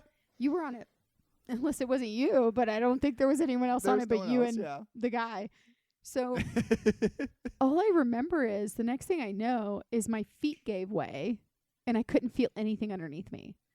And I put my hands out. Like I just like pushed, like I put my hands out to stop. Thank God the ice didn't break around me.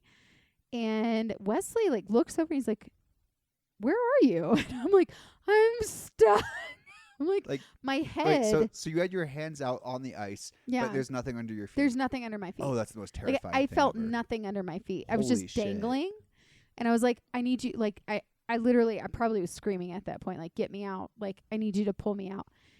And he pulls me out, and we look down, and it's a boulder field. Yeah. Literally underneath us. Like, but my feet hadn't hit it yet.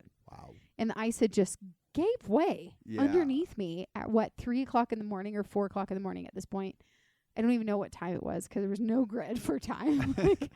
But I was just like, holy shit, now the thaws really started. Because if I'm breaking ice at this point, we're fucked with the rest of the passes. Like, oh no. Yeah, you must have eaten a really big breakfast. Broke the ice. It is useful that the rest of the passes weren't real passes. Yeah.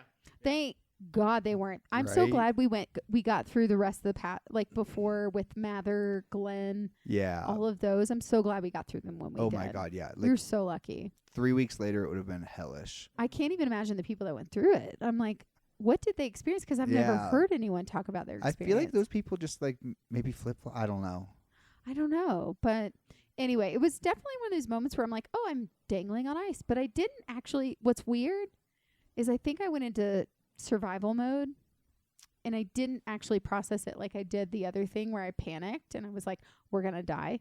I didn't do that at all. Like when he pulled me out, I was like, okay, I could have definitely gone under there, and then he might not have been able to find me for a minute. Objectively, that sounds way scarier than Bishop. Right? Like, I have never been in that situation, and I never want to be in that situation. And you know what's scary is I think I'd taken my pack off too. I think it was just me on the ice because I was trying to figure out where we were, and we had taken our packs off. So I don't think I even had my ice axe. So I couldn't hit the ice to get out. And so I was like, as we started thinking about it, I was like, holy shit. If I had gotten stuck under there, he would have had to hit the ice to just break it to find me, which would have been scarier. Yeah, so that was probably scarier than Bishop, but I didn't think it was. I think probably almost as scary as that was whenever we got past that part and we're continuing to climb up. You get to the lake that Deuces was talking about earlier, and the lake is obviously frozen over, but it's starting to thaw. And we got there probably an hour after y'all did or so, because we could see the sun starting to peak over one of the eastern mountains.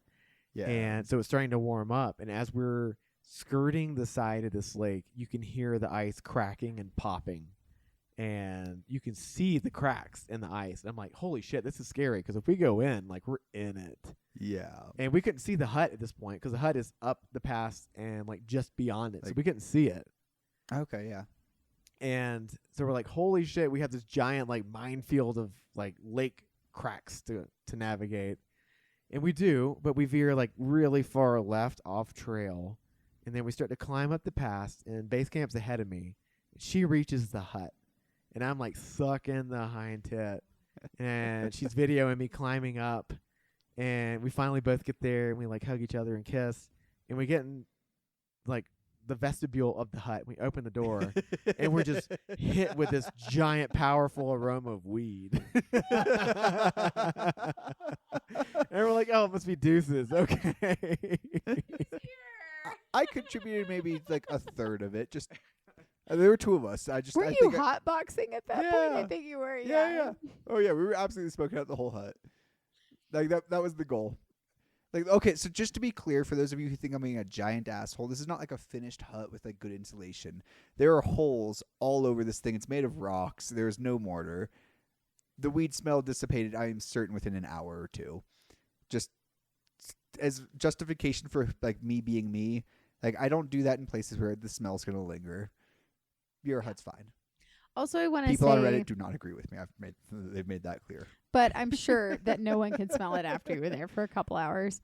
I do want to say this one for me was truly iconic. I think it was the one I remember the most, only because it's like, this is going to be a horrible comparison, but in Lord of the Rings, like, it's really hard, and then they do it, and it's this huge relief, and they go to Rivendell, and it's like this feeling like I just had to give you a good experience of my inner soul. Like we were in darkness for the whole time, and we had all these obstacles we had to go through, and we couldn't find the paths for so long, and we are like climbing, and then all of a sudden the sun breaks forward, and as the sun breaks, we're climbing up, and we didn't post hole at all, like everyone else said they did. Yeah. You didn't post hole? We didn't post hole at all. I mean, other than the sketchiest post hole of all time, but yeah. Right, but we didn't post hole at all on that one. The ice was still, like, the snow was still pretty good and frozen. It was the lower parts where I post holed, but I would the lower parts post hole. I would absolutely say that was some of the worst post holing I experienced. But the upper ones, like closer to the hut, were fine. Yeah. And I feel like all of our friends talk about it, and they're like, it was the worst post holing of their life. Like, they were post holing their chest, their hips. I would describe it that way. And I guess we didn't hit that then. But you did. You just hit it lower. And you're not associating it with the Muir Pass, because I think you hit it at the bottom by the lake. Right. But people were talking about at the top, though. Okay. That they were post holing, like, up to their chest. Okay. And that's what I told Wesley is I want to avoid that. Yeah. And so when we were doing it, that was like the perfect time, because it was 6 a.m., like the sun's coming up, and it's like there's this glistening beauty. Like, I'm absolutely glad we did it, or at least we did it. Like, doing that 2 p.m. would have been hell. It would have been horrible. Like, it would have been the worst climb of the trail. But for me, I think it was the best climb of the trail. Like, it was just this beautiful, like, the sun's coming over the mountains. Yeah. And I'm just like, I'm seeing the hut, and I'm like, we did it. Like, we did it. Like, we did it at midnight after we did Bishop Pass, which was really hard. And then we did this, and we went through all these obstacles and we got here. Yeah. And it just felt like this glorious moment where I swear to God, the elves were singing a choir All right. So in Rivendell. I actually also, I agree it's one of the most Lord of the Rings moments, but I have a totally different scene that I associate with it, which is the lighting of the beacons. Like, if you like know that scene well enough, like there's that scene where there's this little stone hut with a little chimney next to it, and like they light the beacon and they start waving the torches to the next beacon. Mm-hmm. Muir Hut looks exactly like that. I like a beacon. Like it looks like the beacon house. I'm just like, I love that place. Wait, were you comparing, I guess, getting to Muir Hut to discarding the Ring of Power in Mount Doom? Yes. Wait, I thought that was for Rivendell. No. But then they go to Rivendell after the Eagles. That's what she's talking Oh, That's what I'm talking you're about. using some book lore. I know. Okay. So like That's not fair. If you're using books, you gotta say books. Yeah. I'm a movie man. Well, no, but even the movie they go to Rivendell after. Remember he wakes up, Frodo does, and they're in Rivendell? I actually didn't realize that that's where they were. But Yes, they were in I know Rivendell. that scene. Yeah, So the one where he doesn't know Legolas's name. sorry, I'm a huge book. I'm Yeah, obsessed. So fair, I'm a huge reader, but yeah, so they're in Rivendell. And there's just this like feeling of joy and completion and like relief, I think, that they experience there. Yeah. And that's exactly what I experienced. Okay. It's like the sun's coming up in this color. Yeah. And I'm a movie person, and I'm like crying. I'm literally like overwhelmed with joy, and I'm crying. And then I'm seeing Wesley behind me, and so I'm capturing this video of him like behind me, and I'm like, here he comes. It's just so I'm so dramatic. She's like sitting here romanticizing it, and all I was thinking is, I just want a snack so bad. And by golly, that's the first damn thing I did when we got inside of the hut. It's true. It smelled like weed, but we ate a snack. I was gonna say, like, I think We Yeti ate was a little breakfast. buzzed. I'm sure we hotboxed inside of that hut. I was like, whoa, this is strong.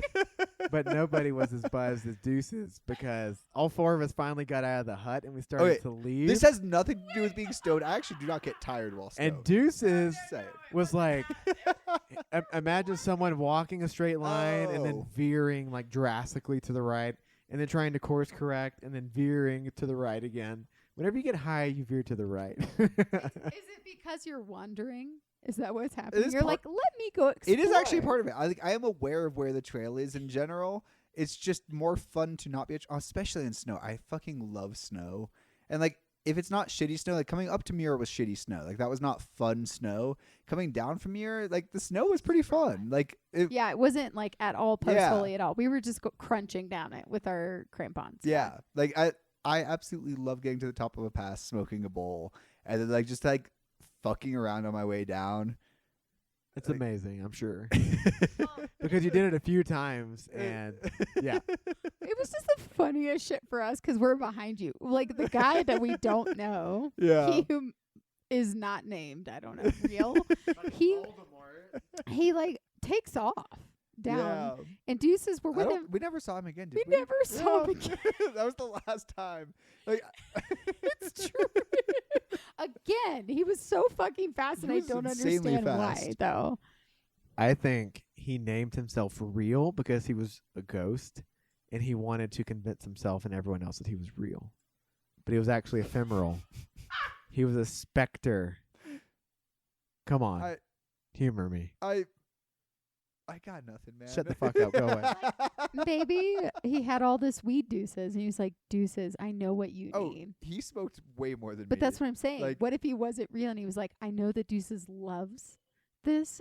We're going to smoke in this hut. I'm going to make sure these people are okay. Like, what if he was an angel and he was like, we have to make sure they're okay. He's like, but I know Deuces loves weed. I've got all the weed in the world. And like, I want to make sure they make it to the hut. They all made it to the hut. Perfect. All right, I'm out. Look, I believe in Jesus. I voted Democrat. I think Jesus wears flannel, and I think that might have been Jesus hotboxing with you in Muir Hut. I mean, Jesus does seem like an overweight white guy with really impressive calves. I mean, why not? Yeah. I mean, if the Mormons can make him white, we can make him whatever the Look. fuck we want. Look, it's nicer to hug a fat guy than a skinny guy. That is okay? true. I think Jesus just Like, incorporates all the good parts. Tactilely, fat people are more fun. Or it could have just been an angel. Like maybe it was just a I supernatural being. feel like you're trying to steer us away from the tactile feeling of fat people. Look, whenever I fluctuate between my 5-pound fluctuation weight, whenever I'm at my 5-pound maximum, she's like, "Oh, you're so like cuddly." And whenever I'm at my 5-pound minimum, she's like, "You're so bony." She's giving a look like she's. She is. Is this something you've never told me and I do this? Yes. I couldn't hear the yes on mic, but it was Yes. just a very dry yes. Wait, okay. So we never see this guy again, literally. Literally, yeah. He literally disappears. Yeah. But we see Deuces in front of us, and he's doing this funny curve. It's we'll see him going straight, and all I of a like to sudden wind. he veers to the right. And now I understand how when we followed his boot path going down Bishop, I'm like, oh my God, what have we done? Oh my God! I just had a realization here. So we saw a footprint in the snow, and we saw this footprint for, I don't know, maybe a half mile, but it was a little critter. And when I say little critter, it was a medium-sized critter. Think medium-sized dog. Yeah. And what we're about to get into is Deuce's experience with a critter. So we okay, at least my story We're needs to going start there. before that. We're going there. Yeah. So we leave Muir Hut. You're veering sideways because you're high as fuck. Yeah. Okay, continue. All right, so I am also exhausted. I've slept for an hour and a half-ish. And so I get down, there's this lake, beautiful lake, stunning views. I don't give a flying fuck. There is a piece of land that does not have snow. To be clear, it is marshy. It is not good land. I would not recommend anybody sleep on this land. But I was exhausted, and it didn't have snow on it, so I set up my tent on it and was like, I'm done. I'm going to sleep. So Deuce's pitched his tent in about a half-inch of water. Okay, I don't know about a half inch, but there was a lot of water. But we had agreed to a spot. We had said, Yes. hey, we're all going to meet here Yeah. and camp here because we had gotten no sleep, and we knew Yeah. that. We knew this was going to happen. I We're think I was 3 miles short. yeah. Yeah. Because we were we're going to do Bishop, and then we're going to do Muir, which are two huge passes. So then we're like, okay, we're going to meet at a designated spot to make sure everyone's safe and okay, and camp there for the day night because we've technically done 2 passes. Yeah. And so that's to explain to people, that's kind of where we were at. And then Deuces is literally falling asleep as he's walking. And he's like, I'm going to camp here, you guys. I'm kind of done, but I will meet you later because this was in the morning, right? Yeah, I think we're at 8 o'clock by this point. Yeah. And and we've been so- awake since midnight. Exactly. And we got no sleep. Yeah. So, and we'd also climbed another pass Yeah. before this. So we're like, yeah, sure, you get a nap in. He's like, I will meet you at that spot to camp, Yeah. for night. Yeah. And so we're like, cool, sounds good. Or I'll find you guys, pretty much is kind of where it was at. Sounds good. So then pick it up. Yeah, so to be honest, I have blurry memories of this point because there's no one else there to help me remember the story, and also I was still exhausted. I think I slept maybe 2 or 3 hours. It was a miserable sleep. If you've ever slept in a quarter inch of water, half inch of water, you know how miserable that is. And I don't think most people probably have. But I wasn't willing to take out my sleeping pack, my quilt, my sleeping bag, whatever you want to call it, because it's made of down. And I was like, I can't get it wet. Yeah. So I'm sleeping frigidly cold, wet, Deuces, I didn't know this. Yeah, it's. Oh, I mean, yeah, it's not really relevant. It's just It is relevant. it's just so miserable sleep for a couple hours. I'm like, okay, I need to get out of this spot. I'm supposed to meet them in 3 miles. I can do 3 miles right now. I think I probably slept 45 minutes in about 2 to 3 hours.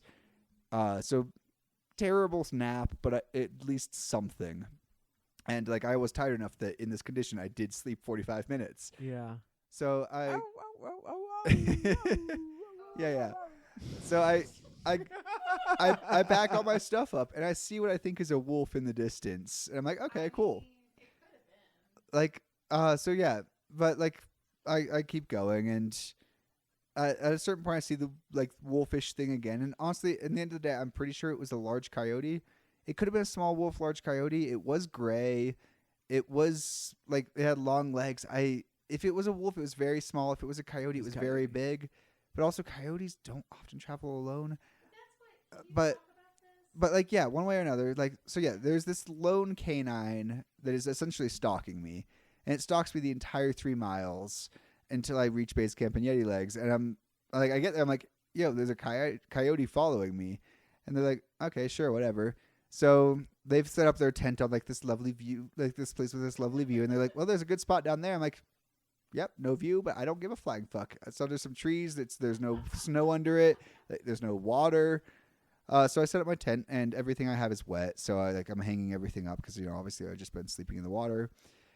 So I hang everything up, and I go hang out with Basecamp and Yeti Legs. We're having snacks, hanging out.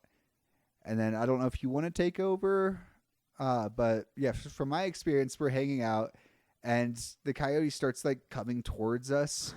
And like, so my tent, I don't actually know the cardinal direction. I'm going to call it south just for the sake of it. So this coyote comes from like the west, like goes around and just north of us, and like getting fairly close. Like, I would say if you're, I mean, I realize this is not going to work for anyone that's listening to this, but like in the side of this like living room kitchen space, gets a little further away from us than what the kitchen wall is right now. And so like, if you can picture an apartment with a double room like that, like that, it's about that far away. It gets really close, starts looping around us. And so at this point, my food is not secure and it is not near me. Yeah. And, that's stupid, but it's true. And so like, this coyote starts beelining towards my tent, and Yeti starts running after it and throwing rocks at it. And it runs away. Trying to hit it, trying to throw it near it. Yeah. I don't think you tried to hit it, and you certainly did not hit it. None of the rocks landed close. Yeah. All right, but from your guys' perspective. Well, this is obviously a coyote because it's letting out coyote yelps. Wolf. Wait. I do have a question, though. Do you think a wolf and coyote could have mated? Because wolves were in that area. I mean, I guess they could.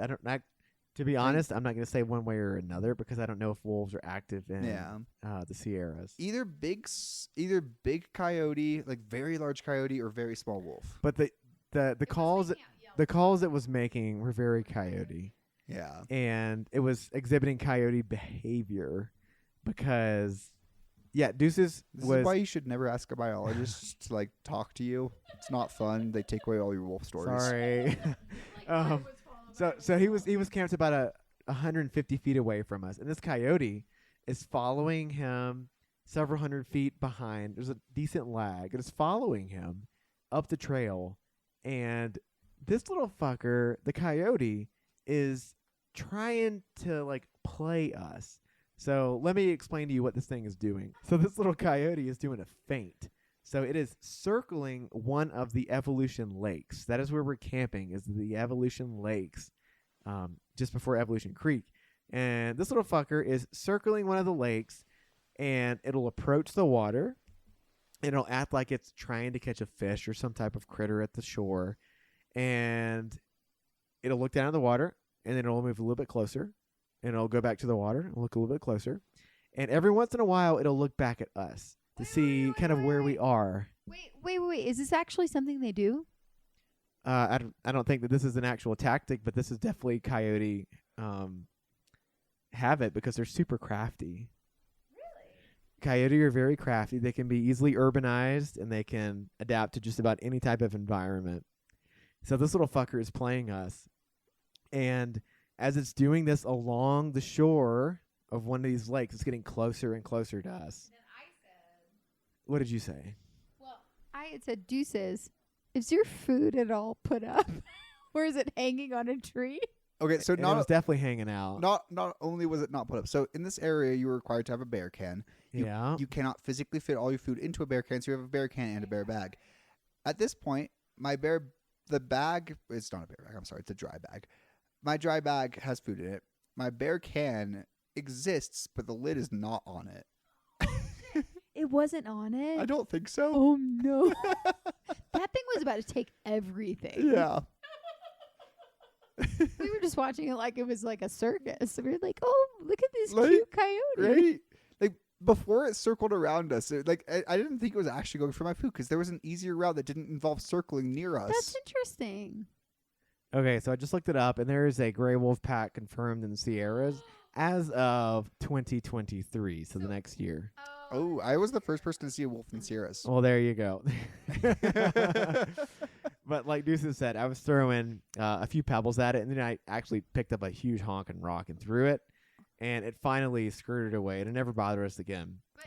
But it was going towards Deuce's tent. It That's was why I absolutely asked. going towards Like my tent. it had a mission. It was You could tell. beelining. Like, by the time it got past us and was like decided we were no longer a threat, it went straight for my tent. And that's when I said, do you have food that's exposed or something? And you were like, yes, I do. And then that's when you threw the rock. Yeah.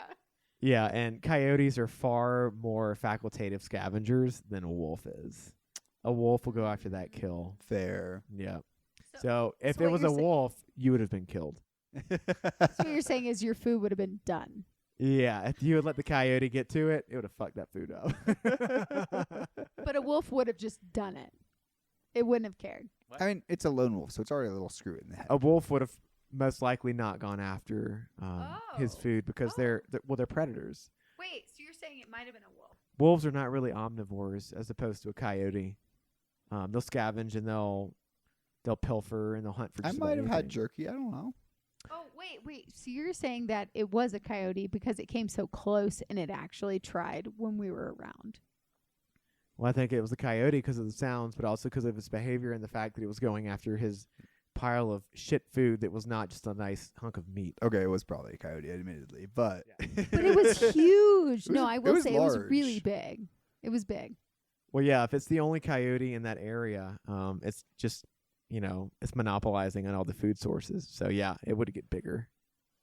fair enough. Okay, that makes sense. Okay, so we all hung out there the rest of the day and night. Yeah, And then we went to sleep.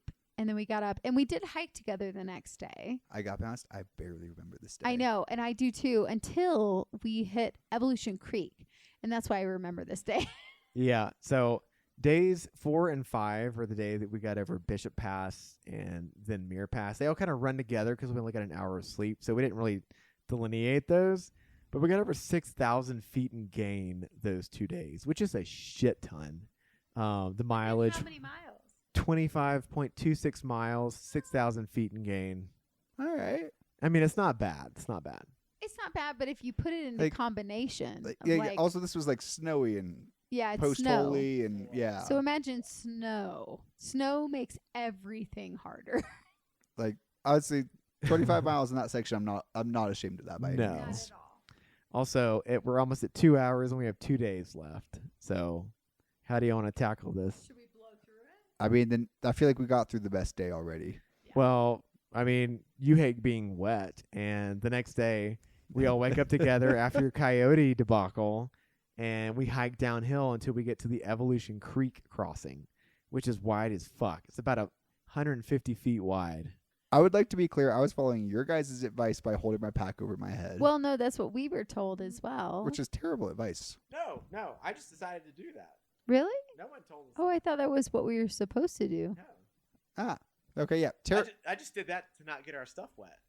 Ah. Oh, well, okay. Evolution Creek, though, to paint a picture for people, is apparently, though, supposed to be a very intense. It's actually killed some hikers. Like, it was so intense. One year, it washed hikers away. So I think that they put a sign up. Yes. Yes. That seems hard to believe with the No, that one was a that few- I mean, a few years I know before. that it was like not our year was not bad for that kind of thing. No, but like, no. But we hit it before it really got bad. okay. Because they had an alternate route. And the reason they had an alternate route was because some through hikers, through hikers, they were killed a few years before. So they created an alternate route where no, we did not take the alternate route. We did not take the alternate route. We actually took the Evolution Creek Yeah. because we decided it wasn't that bad. Yeah. And the alternate route, remember Prism talked about this because she took that. Was it worse? No, it was super fine, but you had to take like a miles out of the way. Yeah. A mile? And we Or miles. It was at least 3 It's or like 4. 3 or 4 or 5. But Yeah. like we decided, you know what? It's not that bad. Yeah. Let's do it. Yes. I remember researching about this. That's why I was like freaking out. I'll say there's a picture of me crossing this fucking river. Can we put this on Patreon, please do. Okay. But like I look back at this, I would just laugh at myself. I'm like, I would never cross a river this way now.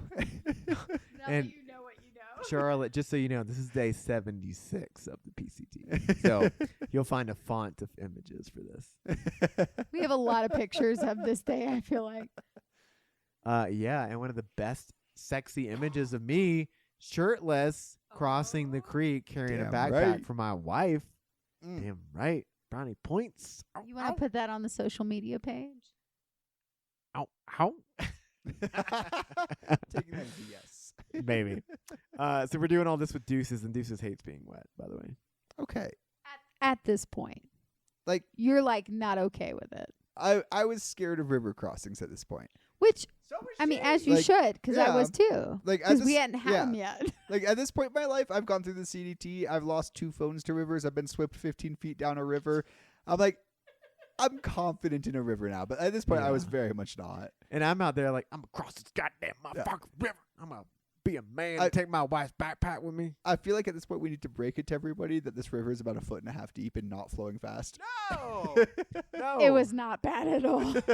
No. Okay, so it was at the crotch level because little man was shrunk. Okay. And when we say little man, for those of I think Us everyone that- got it.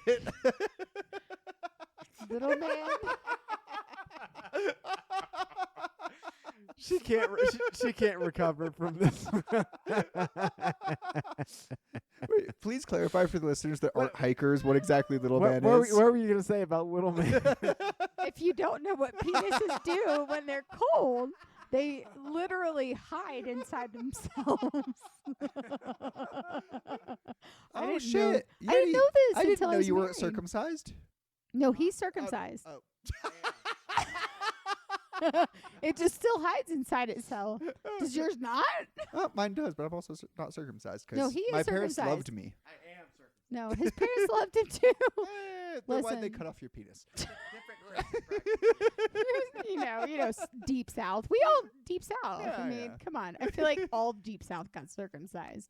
I'm from the shallow South. North Carolina is still deep South. Chapel Hill, North Carolina. You're in the middle. The 3 best universities within a 1,000-mile radius within an hour of my house. Okay, so you're in the middle. But all I will say is for women who don't know, Yeah. No. Yes. Hmm. the man's dick decides to hide inside itself. Also, for the women who don't know, get yourself a fucking dick. This is like your sex ed It's awesome. podcast episode / PCT week 11. The reason that we are dicking around, quote unquote, right now is because we don't remember what happened the second half of this day. To be It honest, with really you. didn't matter. It was not a notable didn't. day. No, I think though this is when we separated from you because we didn't see you again after this, and this is when you Yeah. were sick. So yeah, okay. So I think I was like, the last time I saw you guys, I think I was like, yeah, I'm not feeling great. Like I have like a stomach ache and my throat's a bit sore. And you guys, I was like, I'll meet you guys at whatever campsite we had decided on. Which we don't even remember what campsite Yeah. it was in here. And so, I don't know if you remember this, but I have us camping at Sally Kelsey Lake. Does that ring a bell? no, No, okay. But like, I also never got there, and I don't know the names of any of the places I was at. So, meh. But yeah, so I think maybe 13-ish miles into this day, I got sick. Like, I knew I could not do what I needed to do. I got to a place where there was flowing water and a campsite. I filled up a CNOC bottle or Canuck bottle, a 2-liter pack, and I had a bit of water with me. I set up my tent and I stayed there for at least 20 hours. This is where I first met Southland Africa. I saw Prism. Everybody basically was like I had multiple people come in and check on me being like, hey, I saw your tent to set up in the middle of the fucking day. You okay? I'm like, not really, but I'll be okay. And so like overall not a problem, except that this is an 8-day carry between Bishop and Mammoth. And I did not have 8 days. Well, I had 8 days of food. I did not have food left over for needing to take 2 or 3 days to be sick. So I am feeling like this absolutely horrible day. Like I basically just sit in my tent and read a book, because thankfully at this point I'm still carrying a physical book. And eventually, I guess the next day, I'm like, okay, there's a Vermilion Valley Resort, which is not open yet, but some of the comments are saying that people were willing to host them even though they weren't open. Because in this part of the season, they haven't opened yet because we're still in snow, you guys, just to remember. We are very early season. Yeah, we're super early season. So, and we knew that. That's why we were carrying all this food. Yeah. So it's, I think, a 13-mile hike to VVR. And so like Wait, it's 13 miles to VVR? From where I camped. Yes. Jeez. Yeah. So I'm pretty sure I had COVID. We're in 2022. I've been vaccinated, but like I have never been sick quite this way. Like thankfully it hit me hard and it hit me fast. I got through it quickly, but it hit hard when it hit. And which is insane that we didn't get it from you either. Like, yeah. I'm like, was it real, that guy? Like I know a lot of other people in that section got COVID, which is a huge part of why I think it was COVID. Yeah, and surprising we didn't get it. Yeah. But yeah, so I did this 13 miles to VVR. I ended up just hanging out there and found out like 3 other people there also probably had COVID. It was like, well, at least I'm not a super spreader. Is VVR where you got in the hot tub or the hot springs? No, that was Muir Valley. Oh, okay, yeah. Okay. Oh, it's a lovely time. Where was that, though? Because we were with you and you left. Yeah, because you guys didn't want to do a 3-mile side hike with me to see the hot springs. Which is probably the worst mistake we ever made. Absolutely. I had one of the best nights ever when I was by myself. I was like, so fuck, this would have been so fun with people. It would have been so fun. Where was that at, though? Muir Valley Resort or Ranch, whatever. But where was that on the trail? Have we hit that Yeah, yet? we're past that. I don't remember exactly when, but that was sometime in the last 2 weeks before this. Okay, because I was so upset that we didn't do that when you showed me the pictures. Yeah. Like it was only 3.5 miles, and we didn't actually do it. Like I got my own private hot spring. There was like shampoo there in a bucket. You could pour stuff over yourself, and like there was a door that locked. So like I just camped next to this hot spring. Oh, it was a lovely time. I'm so sad. Anyway, sorry. Yeah. Back to your COVID story. So at VVR, they weren't open yet. And so there were still probably half a dozen hikers there. And they gave us all food. And they were like, we're sorry, we're not prepared, but like we're doing everything we can for you. And, like very nice people, very overpriced. I would recommend avoiding it if you're able, but if you need them, they're fucking awesome people. You'll just pay more money than is, in my opinion, reasonable. But like, yeah, if you have COVID and you're there, highly recommend. Great place to spend a couple of days and deal with that problem. That sounds wonderful. It's kind of a niche situation, but yeah, thanks people of VVR for keeping Deuces alive. Yeah. VVR, you should go to them if you want to. Exactly. Did y'all explain what VVR stands for? Vermilion Valley Resort. Yeah. Okay, perfect. And so Deuces is like lying half dead at VVR, also enjoying luxuries of life, while we're sucking the hind tit, freezing our asses off, waking up at 4 o'clock in the morning to try and walk on consolidated snow. We don't know where Deuces is because Deuces refuses to get a Garmin. I did for the CDT mostly because my mom made me. Thank you. Because we were worried about him all the time. And like, especially after Glen Pass, where I'm like, where the fuck is Deuces? We don't know where Deuces is. We haven't seen him. We don't know where he is. Did he go over the pass when it was snowing? Yes, he did. Yes, he did. But did we find that out until like a week later? Yes, we did. But I will say for this moment, though, I was very worried about you. My mama heart, of course. I can tell you that they were worried about me because I had at least 10 hikers walk up to me over the course of the next 2 weeks and be like, oh my God, Deuces, you're alive. I was like, yeah, I'm alive. They're like, Basecamp and Yeti Legs asked if you were alive. I was like, I think that by now they know. Heard it through the grapevine. I'm about to Okay. lose my mind. Which gives you a good perspective when you are through hiking for months and months and months and months that you meet a shit ton of people. And we've been hiking with Deuces for like 3 or 4 days, which actually is a lot for the snow. And for us to not actually see him at our spot. And Deuces is really good about meeting you at your spot. Like, this is Deuces. He's like, yeah, I will see you at the spot. If he didn't see us at the spot, that's very concerning. And we'd had Optimus do this whole damn thing to us. And we're like, oh, my God, trauma. Deuces is not here. So we're like, where is he? Where is he? Where is he? So we're messaging all of our thru hiker, like, friends, our whole network. We're like, have you seen Deuces? And we get to Mammoth, I think, before you. And we're like, Oh, yeah. we're like, has anyone seen Deuces? Is Deuces alive? Can someone please tell us? And so I think they were all contacting you, but no one had service until finally, all of a sudden we get this like brigade of messages of like, yes, Deuces is alive. Deuces is okay. We think Deuces had COVID. Deuces is at BBR. Like, we got your whole story, Deuces, by the way, before you ever knew it. Yeah, I don't know what's up with people whose birthdays are on April 4th, but you and Optimus just like leave us hanging out here on this trail. It's the Aries thing, man. Both 4-4 babies. It's got to be the Aries thing. They just want to wonder.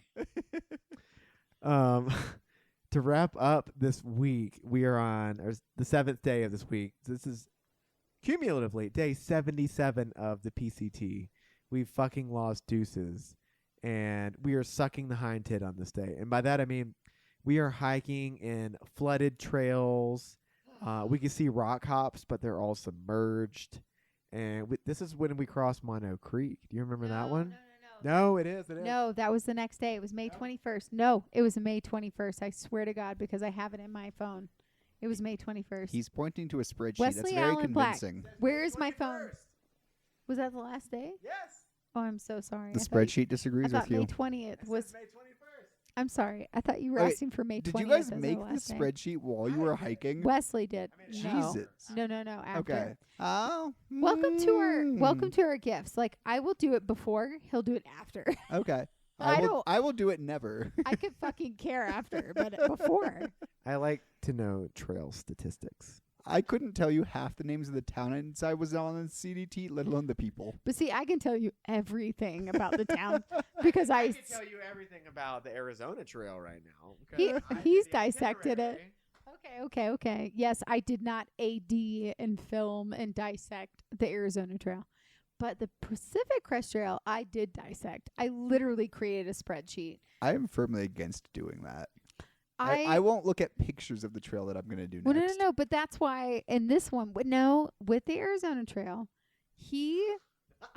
so our director for the documentary was like, I need a schedule to know, like, when can I come in and be with you guys, film you guys.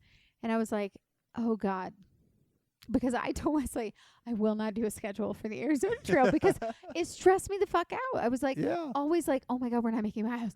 Oh, like I swear it was on crack when we were hiking. And then we got to NorCal. I was like, we're not making enough miles. We're not going to make it. We're not going to make it. We have to make 30 miles a day. And we did, though. Yeah. You know, here's where I have to say for myself, I have to give validity to myself. I had a meltdown in between the Sierras and NorCal. And I was like, we're not going to make this trail if we don't do 28 to 30 miles a day, because I dissected this trail for 6 fucking months.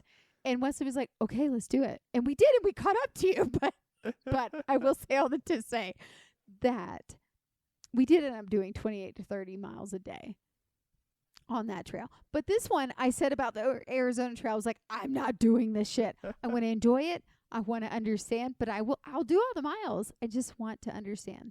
I feel like that's the more fun way to do it. Also, you guys have like a podcast and like you run like a semi-legit business based off of your hiking, which is something I could never do. Yeah. Like the way I hike, I barely remember half of the things. Like when we're talking, like I'm remembering so many things that I don't remember in real life. And like I could not turn this into something where I talk about it, because like I need somebody to tell me what happened in order for me to be like, oh yeah, that's what happened. Well, it's because I take a lot of pictures each day, and each day has a Garmin recording, so I see where we started and where we stopped. Okay. And I go, oh, I remember that day. Yeah. All right. So Yeah. knowing that my mom's never going to listen to this, Yeah. like the last 2 months of the CDT, I had the Garmin, but I kept forgetting to install the app when I was in town, so I couldn't actually use it. It was an SOS beacon, so I had that at least. So you didn't have the Garmin Connect to the Garmin Explorer. No. Okay. Well, also the reason I had to like really fine tune the AZTs because we have a strict month and a half time budget, and we have to be done because I'm already skipping the first week of my spring semester so that we can finish this up. Hey. So yeah, that. So I let him do it. And I literally told him, I said, because I want to enjoy the ACT and not stress the fuck out Yeah. and like have a meltdown. I was like, you just tell me, are we making enough miles? If we're not, I will go 5 more miles. Hell like, yeah. I will do it. If we need to go another hour or 2 Yeah. in the dark, I will fucking do it. Hell yeah. Like, I mean, you're going to have to do a lot of night hiking on this trail. we are going to have to do a lot of night hiking. Awesome. Kind of like Yeah. night hiking is so fun though. Night and especially morning in the hiking. desert with snow. Night hiking is like going to be the easiest thing ever. Yeah, but that's why we're taking 2 headlamps apiece. So Yeah. Actually, I would like you to talk about this. So to finish up day 77, this is the last day of our PCT week 11. What was your experience crossing Mono Creek, and what was the other one? Okay. Is Mono Creek the one with like the really steep downhill that was snowy and the other side had no snow? No. Okay. Then I cannot say I remember No, Mono Creek. No. Mono Creek. I'm just going to say this for us, and then you can talk Yeah. about it. But Mono Creek had a 1 and a 2. Okay. And it's like we were crossing it within half a mile of each other, but we didn't know this on the trail. Sure. But we never knew any of this on the trail because when we looked at it, because no one had done it yet, and it was in May, we saw like July posts from the year before, and they're like, oh, it's a little trickle. It's so cute. So I was like, oh, maybe this will be fine. And when we got to it, it was a fucking rapid. Like, it was literally a class 4 rapid. Is this the waterfall one? Not yet. Okay. So right before it, there was a rapid. Okay. And I panicked. Yeah. This is when my panic of like river creeks started. And I was like, oh my God, can you please hold my hand as we cross? And we'd taken our shoes off because we thought we were literally 0.7 miles from our campground. So we're like, okay. This should tell you how early in the trail it is, people, that they're still taking their shoes off for river crossings. Exactly. Like, we don't, we're like, oh, we care. And then we didn't fucking care. I think this is the point where it started to break for me. I was like, after I saw the waterfall, I was like, what the fuck? But at this point, we'll call this Mono Creek Point 1. Yeah. It's a rapid. Yeah. And I'm like, I'm really scared. I'm going to get literally swept down the trail. So I asked Wesley to hold my hand, and we cross it together cutely without our shoes, right? Because we think we're so close to our fucking campsite. Right. And then we climb a little bit, and all of a sudden we encounter a waterfall, a literal waterfall. And I even look up far out, and it says, it's a cute trickle. I don't even know what anyone's talking about. I did not look at the comments for that waterfall. That was a waterfall. Oh my God. It was such a waterfall, and we should put this on Patreon so people can see the waterfall that it was. I was absolutely insane about it because I'm like, people are saying, it's a cute little trickle. I don't know what anyone's talking about. And we're just seeing this gushing waterfall coming at us. And we're only 0.3 miles from our trail. And are you fucking kidding me? And it's like, what is it, like 200 yards wide? It's like 200 feet wide, and there's where the trail should be, and to the right of it, there's a waterfall, and to the left of it, there's a bunch of boulders with a sheer drop. Yeah. So, like, choose your adventure here. Like, Yeah, choose your poison at this point. I'm like, it's the end of the day. I'm fucking strung out at this point because I've dealt with Bishop, Muir Pass, and now I am into water because now everything's melting. Yeah. Now we are into waterfalls. We're no longer having to deal with ice or snow, and I'm not ready for this. I am not ready for the transition. It happened so fast. Like, I was so angry, and so I literally, like, I tried to look at a bowl, like, those little rocks on the waterfall. Like, I'm trying to think about the waterfall hops, like the rock hops. And I did 2, and I slipped, and I went, fuck this shit. And I literally just walked through it. And Wesley had taken his shoes off and crocked it. You did. You had Yeah. your Crocs, but I didn't. I was Yeah. like, fuck this shit. I'm so over all of it now. Well, you know what happened? I had taken my shoes off and I had them around my neck, and I fucking fell in the water, and I still drenched the shoes. And at this point, we're like, listen, now there's a waterfall coming at us. There's a waterfall to our right. There's a waterfall to our left. Which one's more dangerous? I'm just going to stay closer to the waterfall on my right so that I don't fall in like 100 feet down to the waterfall on my left. Yeah. Like, I had a much easier time, but I also never tried to rock hop because I was like, cliff, water. But, which I wonder, though, you went down a few days after us. So I wonder if the water was a little better. It felt intense, for sure.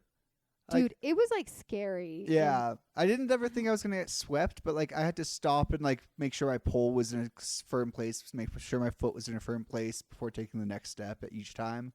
Okay, because we definitely thought we were going to get swept, which maybe we just hit the thaw Yeah, like, right when it happened. And I was like, fuck this. Like, I thought I had gone through trauma on Bishop Pass, and then we hit Mono Creek, and I was like, what are river crossings? Like, I've never. Well, and the problem too was right after you pass that little waterfall, you have to do a switchback 2 times to get up this little like cliffside. And that's normally great, but this little switchback was covered in ice. So we couldn't take the actual trail. We had to climb up the grass and the moss and the shrubs.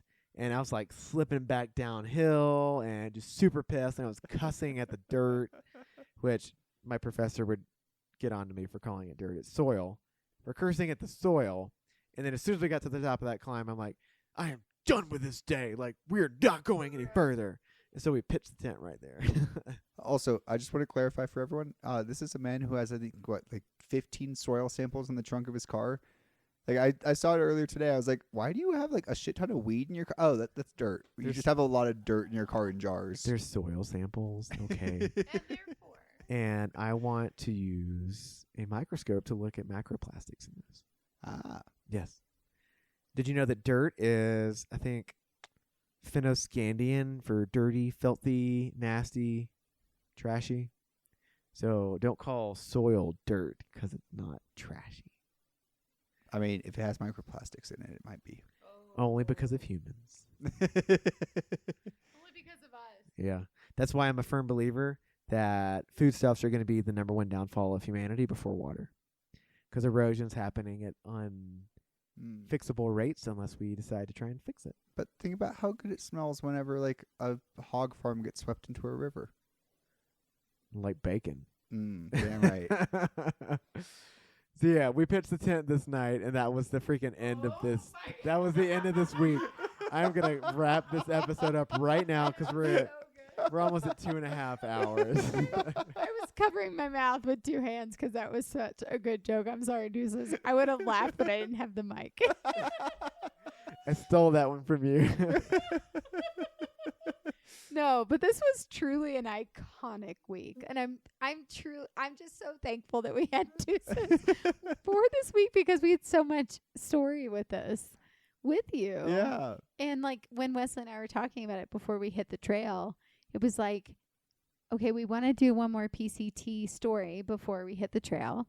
And this is the one. And he was like, dude, Deuces is literally coming in. Like, we need to do this with him because this is just, I mean, it couldn't have been done without you. Yeah. Also, I'm really glad you guys had me for this. This is fantastic. It was a good, very opportunistic Kismet moment. To give y'all an idea about the shenanigans that happened on the PCT, though. So for this week, we clocked 81.17 miles, but only 54 of those were actually PCT miles. To give you an idea of the bullshit you have to suck up to get back out and over these passes into a town from the PCT. Anybody who complains about extra miles in the Sierra can go fuck themselves. Yeah, that's I would almost happily do extra miles in the Sierra. Right? That's like 30 Like, miles that didn't even count towards the PCT. Do every pass in the Sierra. It is the best. You know, If you want to spend the time. but there's one pass that we didn't talk about. Is it Crabtree or something? No. Cottonwood Pass. Is it Cottonwood? That's the one that Tuna and all them took. Mach 5. They took that one. We didn't take that one because it's by Chicken Spring Lake. A lot of people take that one in the summer to go resupply because it's like a super fast, easy one to through hike in. It's like 2 miles down or something. But in the snow, it's not easy. It's like a very difficult one to get down. But none of us did it other than Mach 5, tuna juice, and Spanx. They did it because they needed to get tuna juice down to get her help for altitude sickness. But anyway, yeah, I think that's the end. Wait, are you guys not going to ask me to plug my pluggables? That's kind of the end. We did about 17,000 feet in gain on this week, including 2 zeros. I'm sorry, 17,000 feet in 5 days. Actually, no, 3 days. 4 days. 5 days. Okay. 17,000 feet of gain in 5 days. Damn. Yeah, that's cute. I never looked at the elevation charts. Well, there you go. Here I am. Everything's uphill unless it's not. You're welcome. Deuces, do you have any bit of advice for hikers or hiker hopefuls? Ooh. Hiker hopefuls being people who want to do a through hike but haven't. Hiker hopefuls, go fucking do it. Like, go to REI, get all the gear that you're never going to use again, that you're going to realize why you don't like it, and go fucking do it. Like, you'll get all the wrong stuff. Fucking do it. Who cares? We had Nick Fowler say to get the cheapest shit possible and do it for a couple nights, and if you enjoy it, then go get all the high-end shit. Honestly, probably a better advice than mine. that whole if you enjoy it might be different for different people. But go fucking do it. Go fucking do it. What about, okay, I do have a question. What about people that feel like money is an obstacle or time? If money or obstacle is a time, then that is an entirely legit concern. I think you need about $2,000 for your gear and about $10,000 for a 6-month through hike. You can do a shorter one for sure for cheaper. You can carry worse gear for cheaper. I would say if you are seriously concerned about money or time, go do the Colorado Trail, go do the Arizona Trail, do one of the ones that's going to take you 1 to 2 months. It will be significantly cheaper. Realistically, hiking is expensive in terms of loss of income. It is not expensive in terms of what it costs to do. $12,000. If any of you look at your budgets for the last year, find a 6-month period where you spent $12,000. You won't be able to do it. It's an insanely cheap thing to do if you don't factor in loss of income. That's where it's going to bite you. And so if you're in a place where that's not a problem, go fucking do it right now. Who gives a shit? If that is going to be a problem, then yeah, you got to plan ahead. I do a hike about every 2 years because that's what it takes me to save up enough to be able to deal with that loss of income. And you feel like as a single person, that's how much it costs? Yes. So do you think as a couple, though, do you think we can, like, divide it by 2, though? No. So I haven't hiked as a couple. My guess would be it's about 1.5 to 1.7 times what it costs to hike as a single person. Okay. Because you don't need as much, right? Like, you can split a lot of that stuff. Yeah. I mean, in the end of the day, you need the same number of calories as me, so that you have to multiply by 2. But I need 1 room, you need 1 room. There's going to be a lot of things where I need something and you need together the same amount of thing. Yeah. Do you think if you were hiking with a partner on a trail, do you think that your number of, I guess, hotel stays would increase? I don't think that's physically possible. Now, Hotel over hostel. hold on. Hotel as opposed to hostel, yes. Okay. Because we want to have sex, Yeah, exactly. right? Like, at least once a week Yeah. in a clean environment. Well, And so okay, it's, now you're just being needy, but yes. I know, I'm very bougie about having sex as a female because I don't want to get a UTI on trail and then have to get, antibacterial things for meds. Yes. So, but I do think that's a thing is like as a couple being a female is I do think about that being clean. But then again, there's times where I'm like, fuck it. Just take me on trail. I know you And- said that to me at least 5. I mean, sorry. Damn. Well, like, I'm thinking back on it, and, dude, to be honest with you, in Chester, we spent 2 nights at a hotel, and it was $600. And if I had been doing that by myself, I probably would have just tried to, I mean, that's on bum you. in a trail angel. Like, No, If- it's totally honest, yeah, but I'm like, just saying. yeah, but like if if hiking is a high enough priority for you, you don't have to do that. No. And I think it's changed, though, because when we were in Oregon and Washington, everything changed.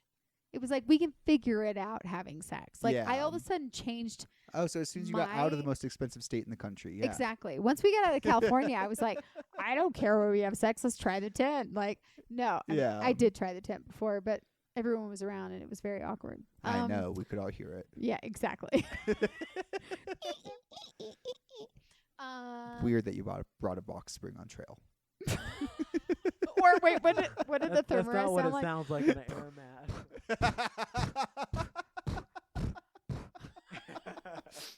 Or your tent just flapping in the wind.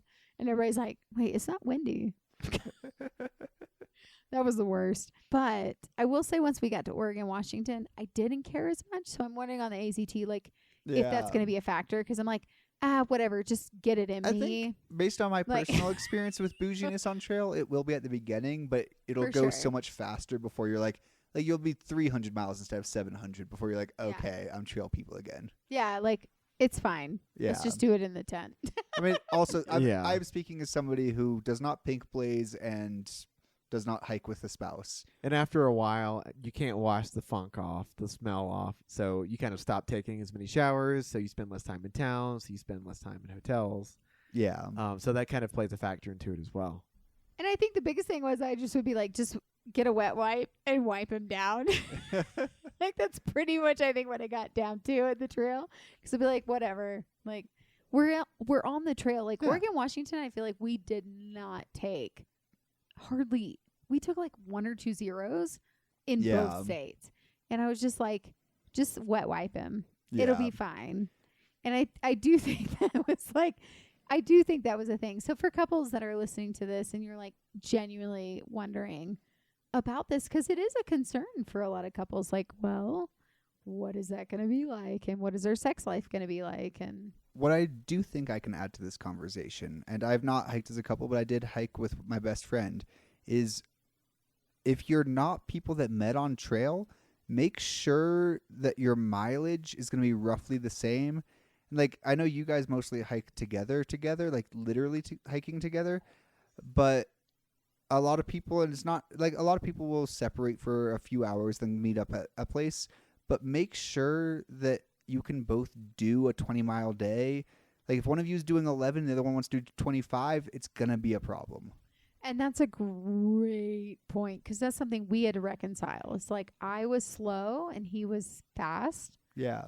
And I think as we continued, because yes, we were slow, but you never saw this because we got faster in NorCal. Yeah. Because we dumped a ton of weight. I learned, I actually can be fast. I can't do 3 miles an hour when I don't have a shit ton of weight on my back. And so I think we started to learn, okay, we can like have a hiking rhythm. Yeah. But like, you're right. If you're hiking with someone else, you need to understand, hey, what's your hiking pace? Yeah. Or not even hiking pace, but can you do 20 miles? Or at the very least, make sure you both have the same goal. Like, if finishing is important, then it needs to be important to both of you. And establish that before you ever start. Absolutely. That's really good advice for friends who want to start on the trail. Yeah. And I mean, I assume that's true for spouses too, but I have not done that, so I can't really Actually, that is really good advice. I mean, I guess we both just assumed that was important for both of us. Just finishing at the like touching it. I don't know. That's a really good point. I'm going to wrap up this episode now. 2.5 hours. It's 9:30, and you're going to be pissed at me because I didn't stop the episode earlier because you're eating so late. We can break this into 2 parts, right? I guess we can, but either way, you're going to be pissed. Hey, I'm not stopping I get this. 2 two-parters. Thanks everyone for listening to our episode. It's been a really great time sitting here with Deuces, in person and not just online over Zoom or Squadcast or whatever. Thank you for listening to our episode. Clearly, I do better in person, and I don't care anymore about food. It's because she's had a bottle of wine by this point, cumulatively. And some Jimmy John's. Yeah, so she's good. It's true, but no, thank you so much for listening to our podcast, you guys. Seriously, Also, I'd like to say I do not think any of you. You are all the worst. I hate all of you. I'm glad you said this at the end of the episode instead of the beginning. Welcome to Deuces love language. But I do want to say for all of you who do listen to this, especially if you listen to our PCT episodes and you are obsessed with them as we continue down our saga like the Lord of the Rings that will take us, 5 to 10 years? Saga. I can say Sega. Yeah, Sega Genesis. Come on. Thank you. But that's a gaming system. You mean saga, like a Viking story. Okay, fine. Saga, like 5 to 10 years. Could take us 5 to 10 years to finish the PCT. Who knows? But if you really do love our PCT stories especially, I really would highly advise you to join our AZT subscriber episodes. Like, I really think you would get something out of it. It's $1.99 of your world to just a month to listen to us talk about the AZT in the winter, which no one apparently does. I mean, Because why would you? because why would you other than us? Because it's the only time we have. I mean, good timing for me. I needed to move to Colorado. Exactly. This all worked out for Yeah. everyone. But just join our subscriber episodes for a couple months. Try the AZT episodes out so you can hear them as we're doing them, because this will be the only time you will actually get them. Because clearly, as you can see with our PCT episodes, it's going to take us for bumfuck ever. And with the AZT episodes, we're going to get them out to you within an actual timely manner, because we're going to do them while we're on trail and get an editor to edit them while we're on trail. So will you be referencing spreadsheets about where you were when you were there? Ooh, no. We will be talking about them in real time, as in like this place, like the Grand Canyon. The Grand Canyon North Rim was like this, and the Bright Angels was like this, and the South Rim was like this. Or did 20 miles today, ate a tuna sandwich, got bit by a rattlesnake, saw some pine trees. You would want stuff like that, right? Is that entertaining? Are you not entertained? Honestly, Really, I've tried making videos on trail. That's what they all come out like. but in audio, and we're going to have legit audio out there. We're going to get a lav mic. We're going to have a Rode Goes. Like, we're going to get some really good audio like this out there for all of you. So seriously, you guys, I'm talking way too long about this because I've had a bottle of wine. Okay. Don't listen to him. Wait, no, do listen to him. You want, No, okay. Give them money. They deserve it. Follow us for $1.99 of your, like, a month of your time, and listen to our AZT real time episodes. That's one Norse Stroganoff per month. Thank you. Yeah. It's literally not even a gallon of your gas. Like, come on. But if you really want to hear real time updates on the AZT, this will be the best place to do it. And also, I hate to say this, we probably won't get a ton of your emails on trail because we will not have cell data. But if you want to email us at yetiwalksintobasecamp@gmail.com, I truly do light up every time you guys email us. It really makes my heart so happy. Please do, with any thoughts, comments, and also ideas for podcast episodes. Also, if you want to take that email and sign them up for a bunch of random things, please do. I'm okay with that, as long as it's not crazy virus porn or anything. Fine. Or team us at Yeti Walks into Basecamp on Instagram, or the Ginger _ the Joy on Instagram.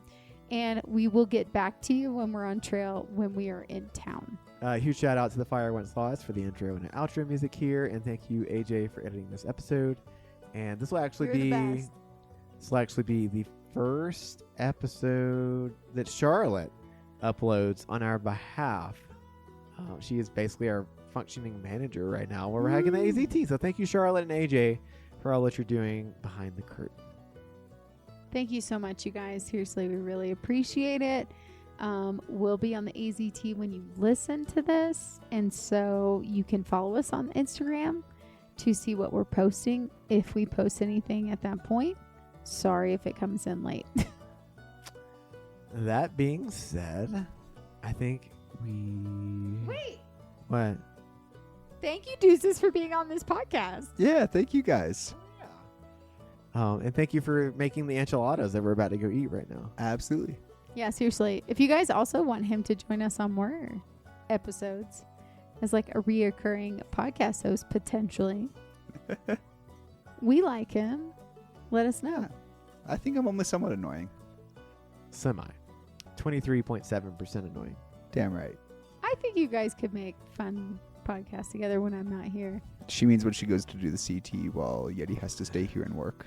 Oh my god. Exactly. Whatever. 3, 2, 1. Happy trails. Wait, no, I didn't even get to it. No. Are you ready? Put your mouth in. Here we go. You ready, AJ? And as we like to say in the hiking community, Happy trails. Fuck off. Yeah, have whatever trails.